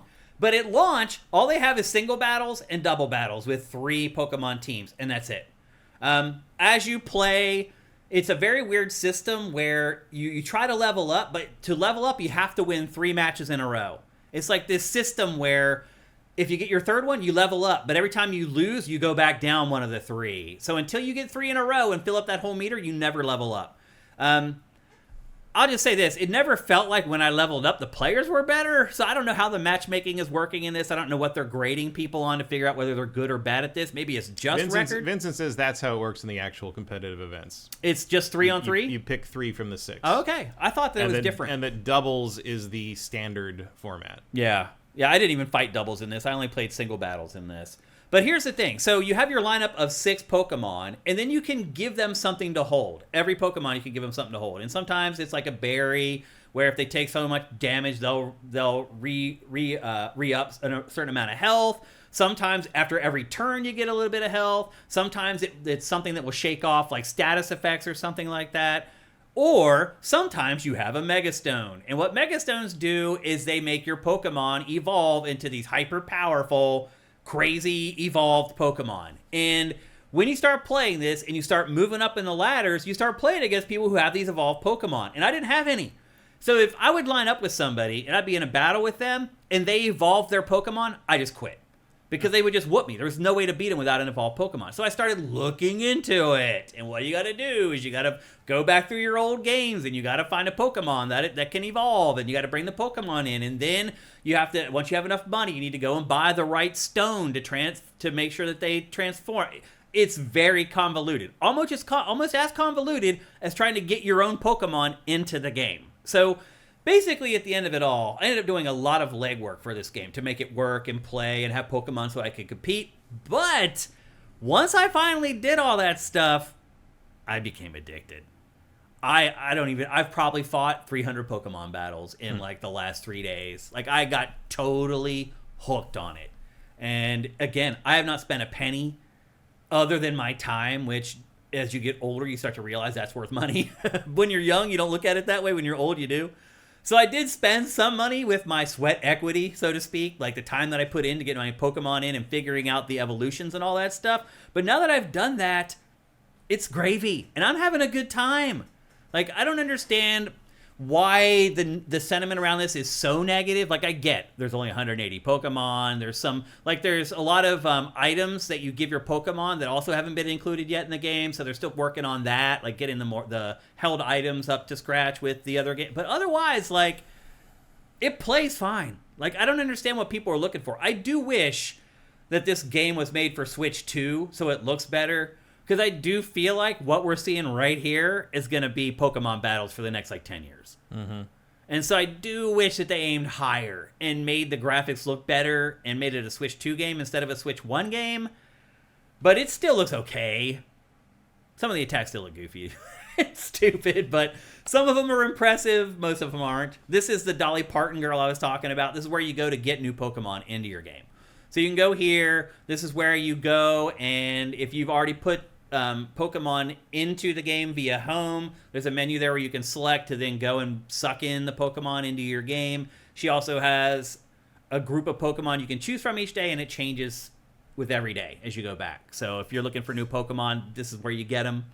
But eventually you have to start paying for them. She gives you the first one for free, but then as you start going back to her, she starts asking for money for them. So the other thing, too, is that I never was prompted to spend money. I never felt like I needed to spend money other than when I was getting frustrated with the whole Pokemon Home thing. But it never prompts me to. I never felt like I needed to. I mean, I went and looked at the store just to see what's up there, and everything seemed fairly reasonably priced. Mostly, with this game, if you're going to pay, you're going to be paying for convenience. So you don't have to go through the rigmarole that I went through trying to get my Pokemon into this game. But otherwise, I don't understand what people are complaining about. Like, it hasn't crashed. It runs good. It looks okay. Could look better if it was a Switch 2 game. but it's Pokemon. Like, you've been playing like a bunch of people just downloaded Pokemon Red and Blue when they reissued it like a month ago, and they didn't care about that. But now they're complaining about this game. So I'm not sure what the whole public discourse is around this. This game ended up being pretty much what I expected it to be, and functions as I expected it to function, other than it being a pain in the butt to get my Pokemon. They do need to fix that. Like, it can scan your hard drive, and it knows that you have those games. Like, it should just go in and grab the Pokemon, man. I mean, if it can't see the save, it can't see the save. Right. But I don't understand why it can't see the save. Like, it was even for, like, my most recent Pokemon games that I had played. Like, Z to A. I had to go and save that game again. I had just played it on my Switch 2 back in December or whatever. So it can't read something that hasn't been saved until like recently? Right. Unless it's recent. Saved recently. It must be some... There's some goofy thing going on. Yeah. So that's my only major complaint. Otherwise, it's a great little Pokemon battling app, and it's free. So if you want to battle Pokemon, which I'll admit I have like hardly ever done, and I didn't realize how much I liked it, and so I started doing it. Then this is great. And the other thing I'll say too is, like, you'll start to see as we start doing showing the battles here, like, it does tell you like each attack how effective it's going to be, which is weird. So once the battle starts and you go to select your move, it tells you how effective that move's going to be. However, when you go to like select your Pokemon to like send them into battle, say like their first Pokemon whipped your first Pokemon, you're like, oh my god, I need to swap out, and you go to swap. When you go to swap, it doesn't show like your Pokemon's moves that you're looking to swap to, and if those moves are effective or not against the Pokemon you're battling. It doesn't say that under stats? No, it doesn't. And my guess is they don't want to do that because the other person could also swap out their Pokemon, and then that information doesn't matter anymore. That's my guess anyway. But you have to just guess or know your Pokemon. But you don't have to know your Pokemon once you're in the battle. So there's a little bit of a weird dichotomy there. But otherwise, I really have very few complaints about this. It's free. Like, I don't know what people complain so much about something that's free. And the other thing, too, much like Crimson Desert, this team has been very responsive, which is weird because it's like a Nintendo game. And, like, you normally never communicate with the development teams at Nintendo that work on their games. But in this case, they have been. They have been messaging, we're working on this, we're working on that. We understand, we apologize for people who are upset or disappointed, blah, blah, blah. So for me, this game was pretty much exactly what I thought it was going to be. It's a little more difficult to get the Pokemon in than I would have liked, but otherwise, it's a good Pokemon battle app. That's all I think that's all you could really ask for from a free game. So that's Pokemon Champions and Pokemon Home. I do think Home was updated for this, Matt, so you may want to go check and see. Mm-hmm. My guess is it's all gone. Yeah, maybe. And most of it sounds like most of it wouldn't be compatible. It wouldn't have worked in this game anyway. Now, here's the thing. Eventually, they will. Like, as they add more than 180, a lot of those Pokemon that I pulled in that don't work now, presumably, eventually they will work. So it's not worthless to have those Pokemon from the other games. You just have to be patient. And I do wish that it was more clear when you're going through the process of adding them, whether they're going to work in the game or not. So you don't waste your time transferring the Pokemon that aren't going to play in the game over to Pokemon Champions. So there you go. That's Pokemon Champions and Home for Switch and Switch 2. Like every other Switch 1 game, it works fine on a Switch 2. I don't think it runs any better or any worse, but it does run fine. Is it also on, like, mobile? It's coming to mobile. So it's only on this now, but eventually it is coming to iOS and Android. And right now there's a Pokemon Home app on iOS and Android that you can use as well, instead of using the separate app that's on your Switch console. So if you want to do it mobile, and the app, I couldn't read it because it's like pastel colors with like gray text on top of it. I'm like, I had to get out my camera and take a picture of it and then like zoom it in to see what. And anyway, I would recommend using the app on your Switch instead, is what I'm getting at. So anyway, there you go. That's Pokemon Champions and Pokemon Home. Up next, we're going to talk about another extraction shooter. Just what the industry needs, Matt. More extraction shooters. I was talking about... Maybe this time. Yeah, maybe this time we'll get it. I was talking about this on the Shane Satterfield show. I think it was in last week's episode. Just talking about how right now the whole industry is just chasing its own tail. Like, they're not being creative. They're not coming up with new ideas that might bring new people into the hobby or the medium. They're just like, this thing worked. Let's try to do the thing that worked. So we see that with extraction shooters right now. And lo and behold, 4 days after I published that episode of the Shane Satterfield show where I talked about this stuff, we find out that they are working on an extraction shooter with Disney characters at Epic. Do we need or want this, With Matt? Disney characters or with Disney? with Disney characters. Yeah. They haven't said which or whatever. We knew already that Disney had given Epic like 1.5 billion or something, and nobody knew what that was for. People were like, okay, you're probably making something in Fortnite for Disney. This looks like this is what it's for this game, to develop this game, I'm guessing. Here's the thing. We've talked about, extraction shooters. They're niche, and there's 2 big ones out right now. There's Arc Raiders, and there's this game, Marathon. And 2 is probably too much. But here's the thing, Matt. A game like this, with the Disney IP, it might work. Yeah. Even despite the fact that these games are out here. Disney has had the ability to break into what would usually be considered saturated markets before. And they certainly did it with Disney Lorcana, which is the trading card game. Like, you'd think that between all the others, between Pokemon, Yu-Gi-Oh, and Magic, there wasn't room, but Lorcana blew the doors off. I mean, and they had trouble because they weren't able to provide product fast. I mean, it had its own problems. Yeah. But the problem was not no one cares. The problem was that they couldn't make it fast enough. And that hurt it early on, but it's stabilized since then. Yeah, like Disney, if you do this right, it could transcend. It could break out. It could bring in people that would normally not touch these things because they want to play a Disney thing. Here's my next question to you, Matt. It worked for Marvel Rivals for a while. Right. Yeah. Well, it feels like that game's cooled off now, too. Very cooled off. I don't know about the data. Maybe they still have a bunch of concurrence. I don't know. But it seems like people aren't talking about it anymore. It seems like it's faded. I don't see people talking. I see some Jeff the Shark stuff now and then, but that's about it. Here's my next question to you, Matt. How should they handle this? Should it be its own standalone game? Disney, Extraction, whatever. Or should it be a part of Fortnite? So you guarantee the eyeballs of people logging into Fortnite every night and every day, giving the game a chance. I don't think it should be part of Fortnite. I don't either. I think we're already starting to see that does not work. Yeah. Because it just killed the Rocket League spinoff inside it and 2 other spinoffs inside Fortnite because they're getting lost. People go to Fortnite to play Fortnite. They don't want to go and fish and do all this other crap. Basically, Epic was trying to turn it into the metaverse, where you could go and race and you could do all this other stuff besides play Fortnite. It hasn't worked. They've all failed. So I agree with you. It should be a standalone game. Let Epic slap its name on it. Call it Epic Disney Extraction Extravaganza or something. I don't care. But I think it needs to be Epic Mickey. Yeah, there you go. If it weren't taken already. But I think for this game to be the success that it deserves on its own, it needs to be released on its own and marketed on its own.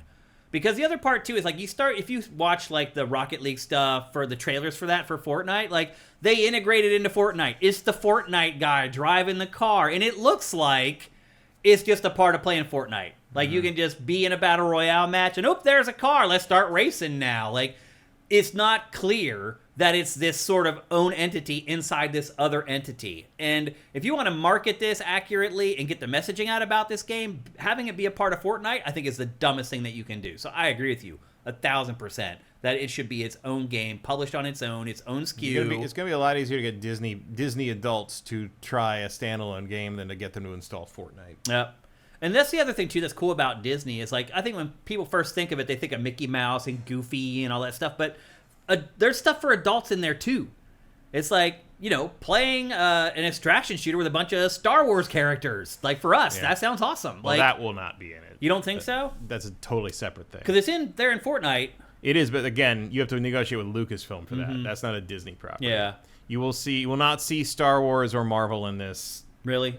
Not out front, anyway. Yeah. And my guess would be you would couch this as sort of a rescue the magic sort of game. Like where you're trying to like Lorcana is basically, it leans very heavily into the animation thing, and it deals with ink as a resource and trying to like you're it's a competing artists almost.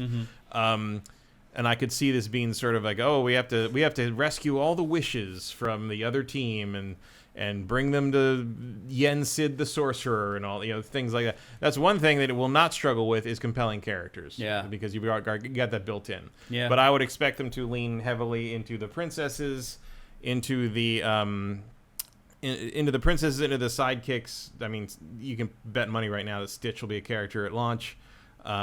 Just all the big popular people.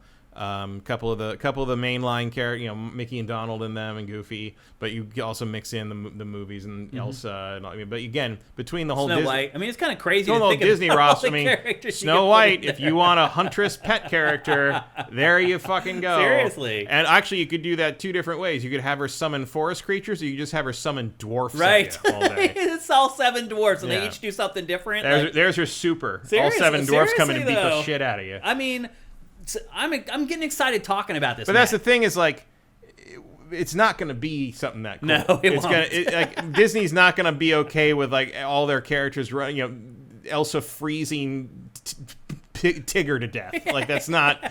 It's going to be a little more whimsical. It's going to be, you know. I'm sure they're going to be. They were all transported to a magical realm where people aren't really alive. They're just a spirit that flies around. Like, Yeah. They don't want death. You know. They wanted you to think that their spirit just evaporated and now it's reconstituted back at the Yeah, base. you'll just get zapped away and be like, Right. oh no. And like, yeah, but like, it's. You know, just sort of like Marvel. Like Marvel, nobody gets killed in the Marvel Rivals game. They just sort of get knocked out or zapped away or something. It'll be like that. But I don't think they're going to be giving like Donald Duck a machine gun or anything.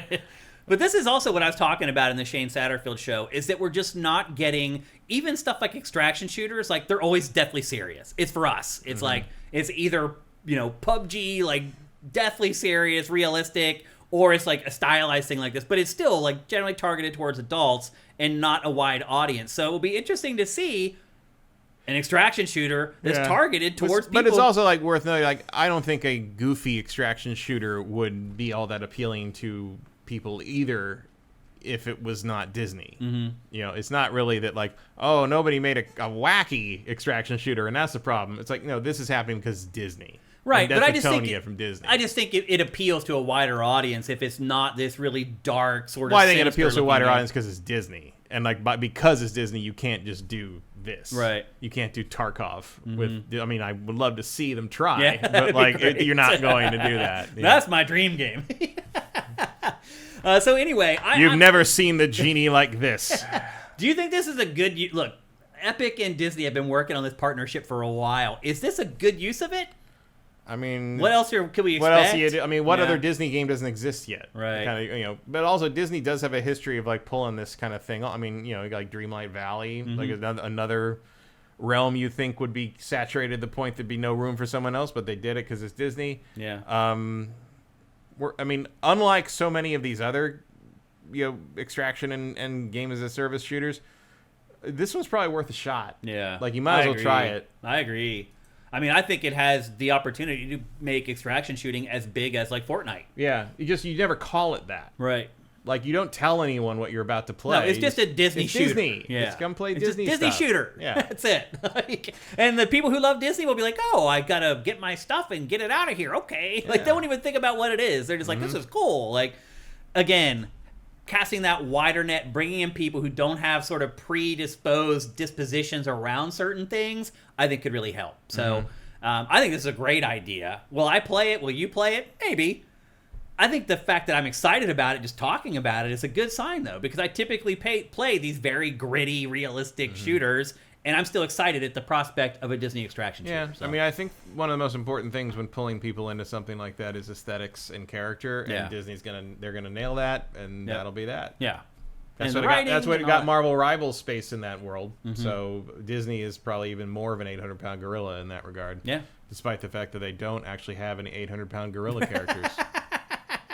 That's the DLC, Matt. I guess they could have the bouncer from Who Framed Roger Rabbit. Right. That's about it. Yeah. Oh, I should also let you know that Bloomberg reported this. We always try to give credit for the reporting, and Bloomberg reported on the Epic and Disney partnership on an extraction shooter. So there you go. No word on when that's coming or anything like that yet. It's just kind of like out there, but it's not out there. Like, I think, I'm not even sure actually if it was Schreier that broke this story. I didn't see this before. But anyway, there you go. There is a Disney extraction shooter on the frickin' way. All right, next up, in our last topic for GameFace episode 476, we're going to talk about Kiln. Maybe the craziest frickin' video game that has been announced in the last, 5 years. And no surprise, it's coming from Double Fine. Now, just a heads up, right now there's a demo of this game available on Steam, so you can go play it yourself. And if you listen to me when I tell you to go to our early access channel on Sifted, you would have already known that, and you probably would have played it already. But however, I took my own advice, and I downloaded it, and I played it. And it is one of the craziest games I've ever played. The basic gist of this is you model a pot with yourself using a little interface that they give you. Now, in the beginning of the game, they give you a pre-made pot so you can fiddle around and kind of learn the ropes of the game. But eventually, you are creating your own pots on a pottery wheel. And the interface for that is pretty good. Like, you can pretty much create like what you're envisioning in your mind with it. And it matters because whatever you create, there are real physics on that thing. So like one of the first ones I created was like basically just a really long, skinny wheel because I just didn't know what I was doing. And so I mashed all the pottery down and it just turned into almost like a wagon wheel. So I took it out into the world and you can walk as the pottery, or you can squeeze a trigger and then roll as the pottery, and it will go up on edge and roll. And that wheel that I made rolled like a freaking wheel. It had real physics, would hit bumps and would fly all over the place. And then you take it into battle, and sometimes it doesn't work in battle all that well. So there's a bit of a trial and error with it, but it's fun. Making your piece of pottery and then taking it into the battlefield and seeing how it works, it's just fun. There's no other way to describe it. So basically the concept is you and your teammates have a base. It's like this big kiln, this big fireplace, basically. The other team has the same thing. And what you do is you go out into this arena and you battle each other and fight each other. It's very simple melee mechanics that you use to fight each other. And you collect water while you're doing it in your pottery that you made. And you take the water to the enemy team's base and you douse it to try to put their fire out. And there's a meter along the top. You can see it right now, actually. There's meters for each of the kilns along the top. Once their meter gets to 0, they lose. That's pretty much the whole gist of the game. Now, to add a little bit of X factor to it, like here, this is like training or whatever, so they put the water right there. But typically, there's sort of battles on multiple fronts. There's battles at your kiln, there's battles at their kiln, and then there's battles at the water supply. So you're fighting the other team to try to get the water. Once you fill up your pottery with water, then you got to try to make it to their base without getting attacked and getting knocked over, and then douse the base. And it's insane. Like, you just never know. Like, sometimes it's easy. Sometimes you go, you fill yourself up with water, you just waltz right to their kiln, empty the entire thing onto it, and take away half of their meter. Sometimes it is almost impossible. And a lot of it, again, depends on teamwork. You need to make sure that there's always somebody staying back at base to keep an eye on what people are doing to your base, if they're attacking your base or not. Once you die, you go into a timeout, like with a timer or whatever, and you can launch from your base. So if there's an enemy attacking your base or about to douse your base with water, you can target them. You will fly up into the air and come down and slam down on top of them. So that's another strategy. Like, once you die, not just immediately respawning, waiting a second to take a look at your base and see if there's an enemy there trying to douse your base with water. And if they are, take them out.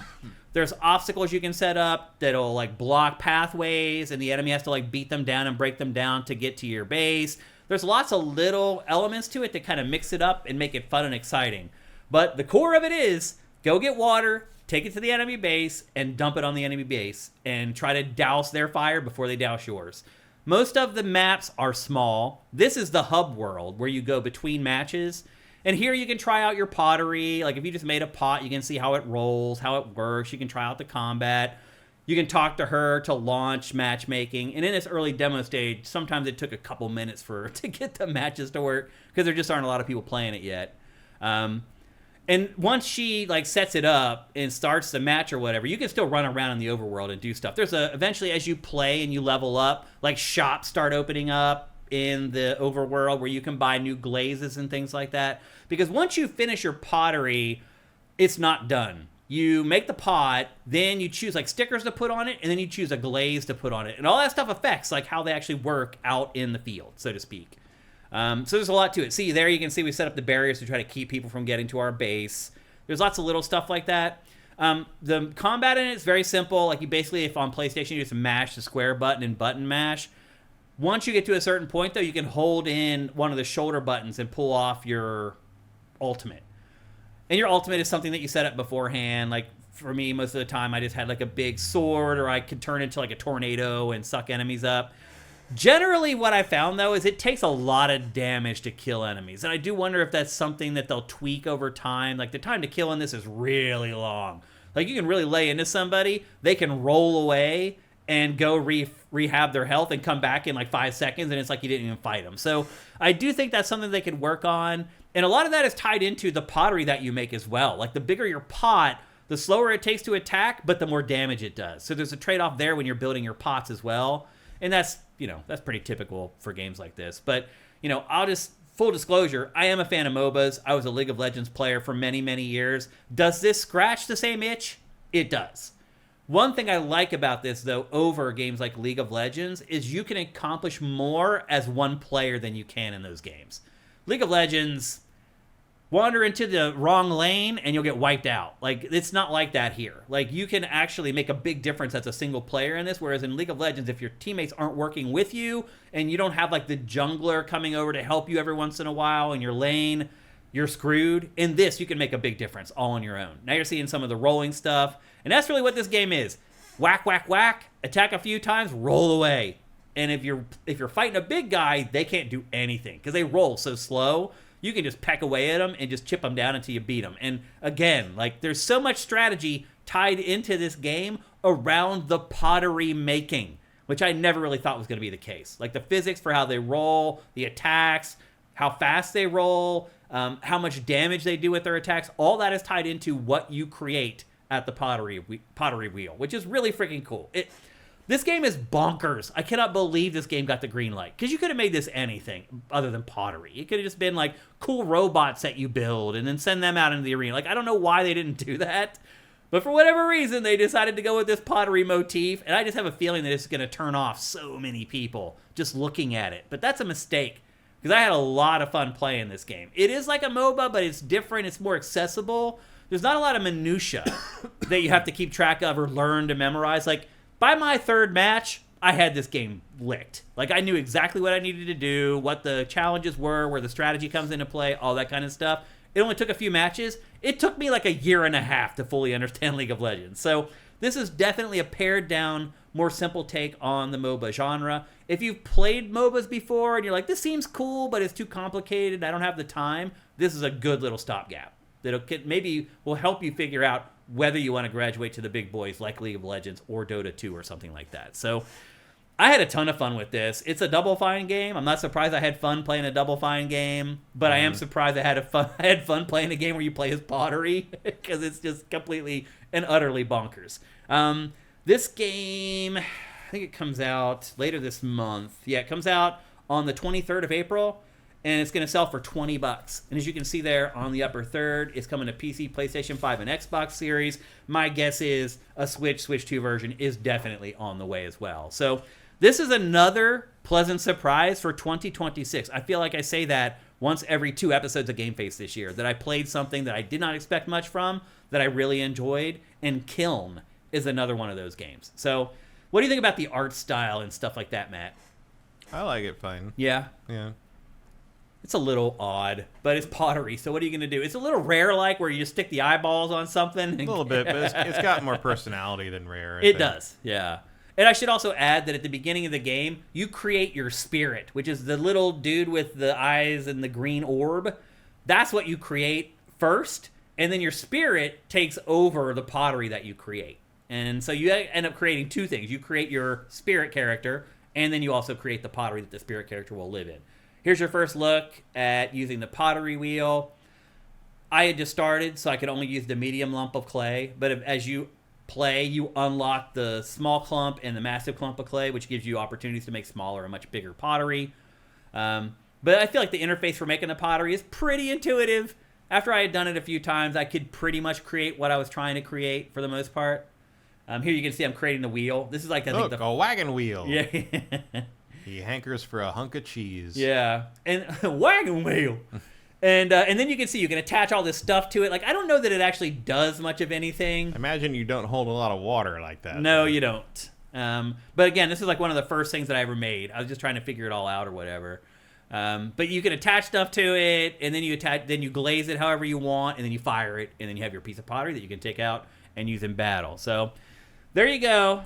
That is Kiln. Again, coming to PC, PS5, and Xbox Series on April 23rd for just $20. Or if you're a Game Pass subscriber, it's going to be on Game Pass as well, and you can play it for free. No one plays anything for free on Game Pass anymore. You can play it on Game Pass if you're a subscriber as well on the 23rd to stay in date on there. So there you go. That is Kiln. Which means that there is just one thing left to do.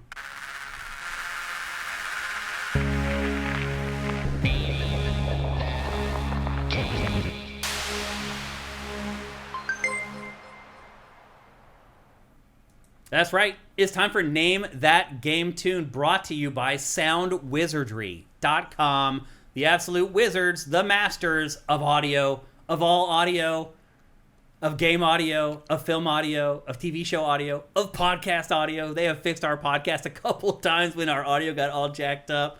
They are incredible at what they do. And even more than that, they're incredible people. Go to soundwizardry.com. I guarantee you, if you hire Soundwizardry, they will upgrade the people who are working on your project. Go to soundwizardry.com.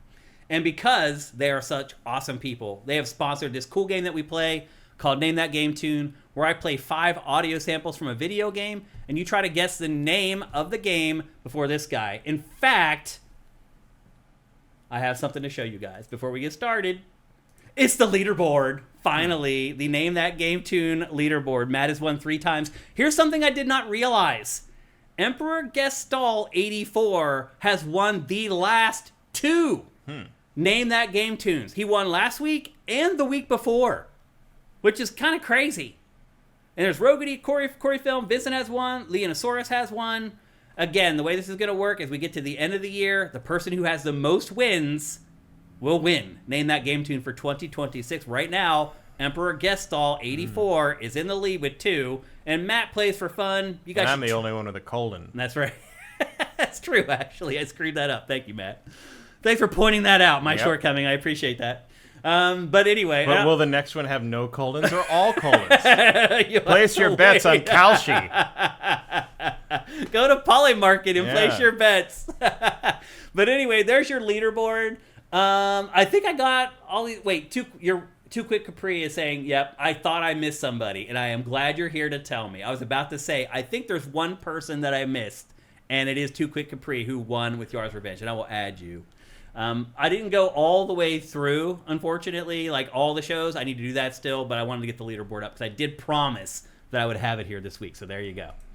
Let me get your headphones turned up, Matt. And let me bring up the interface.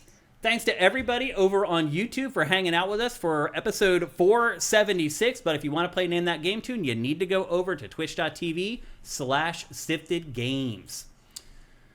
All right. Zed Saber says Matt will have the bigger colon. Colon, are we going to die? That's funny. All right. Are you ready to play Name That Game Tune, Matt? Sure. Are you guys ready to play Name That Game Tune? Here is the first sample in 3, 2, 1.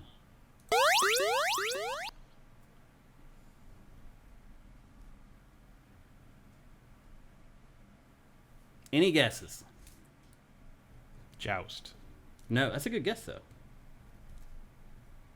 feel like we've done Joust. I think we have. Yes, not Joust. Cubert, no. Galaga, no. Commander Keen, no. 2 Galagas. No Centipede. Mega Man 2, no. Bubble Bobble, no. Something Before I Was Born, probably. Paper Mario, no. That's funny, though. Eve Demon, that's great. Paper Mario. I don't know why that's so funny. That was a Dr. Mario spinoff that never quite got greenlit. Buck Rogers, Planet of Zoom. Where'd you pull that one from? Too Damn. Quick Capri. Damn. You doing gold box games over here now? And I promise you, I'll get you added to the leaderboard for next week, Too Quick. If anybody else, by the way, if you're watching this, you're like, hey, wait, I won, I should be on there too. Like, send me a DM on Sifted and I will fix it. Any other guesses on that first one? I figured nobody would get it on the first one, and that's sort of the idea. Going once. Space Quest 3, no. Zed Saber. Going once. Going twice. Super Metroid, no.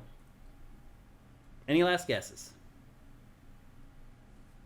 Echo the Dolphin, no. Going once. Going twice. Okay, here's the second sample. In 3, 2, 1.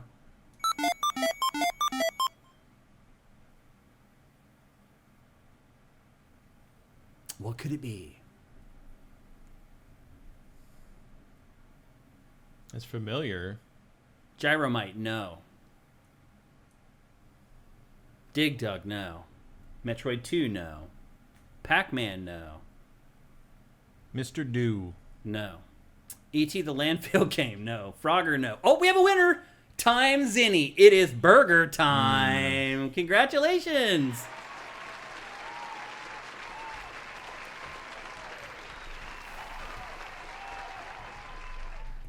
And I'll write you down to make sure I do not miss you. Congratulations, Time Zinni. I will get you on the leaderboard for next week. Here's the rest of the samples, just so you know everything is legit. Here's number 3.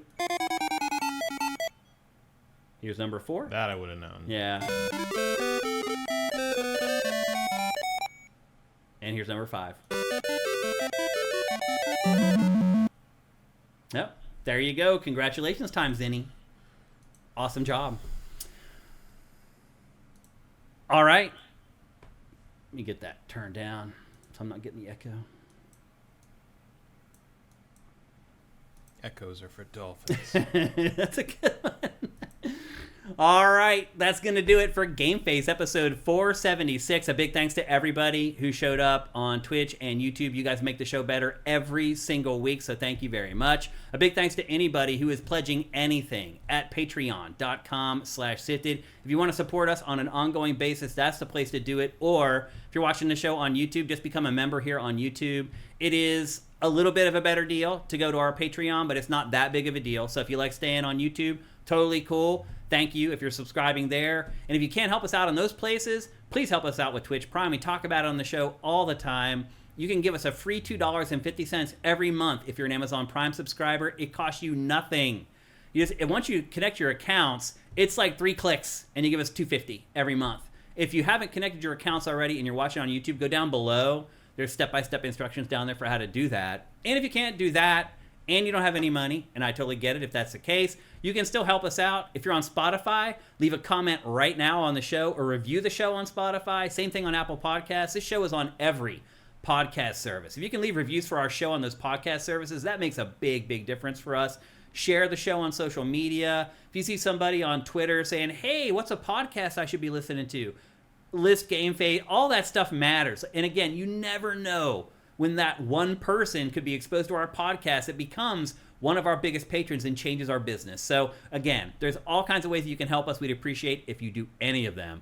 Next week's episode is going to be a banger. It may be the biggest episode of 2026 so far. We're going to have Replaced, which is on Game Pass. You may want to go check that out if you have Game Pass. If you're still one of the few people who still have Game Pass, you're still subscribing. Pragmata is going to be a next week's show. And Mouse, P.I. for Hire, that crazy like 30s cartoon shooter. It's going to be a great episode. So this one was good. Next week's going to be great. Every episode of GameFace is awesome, I promise you. So thanks for everybody for showing up. Have yourselves a great week filled with great games. GameFace is up and out.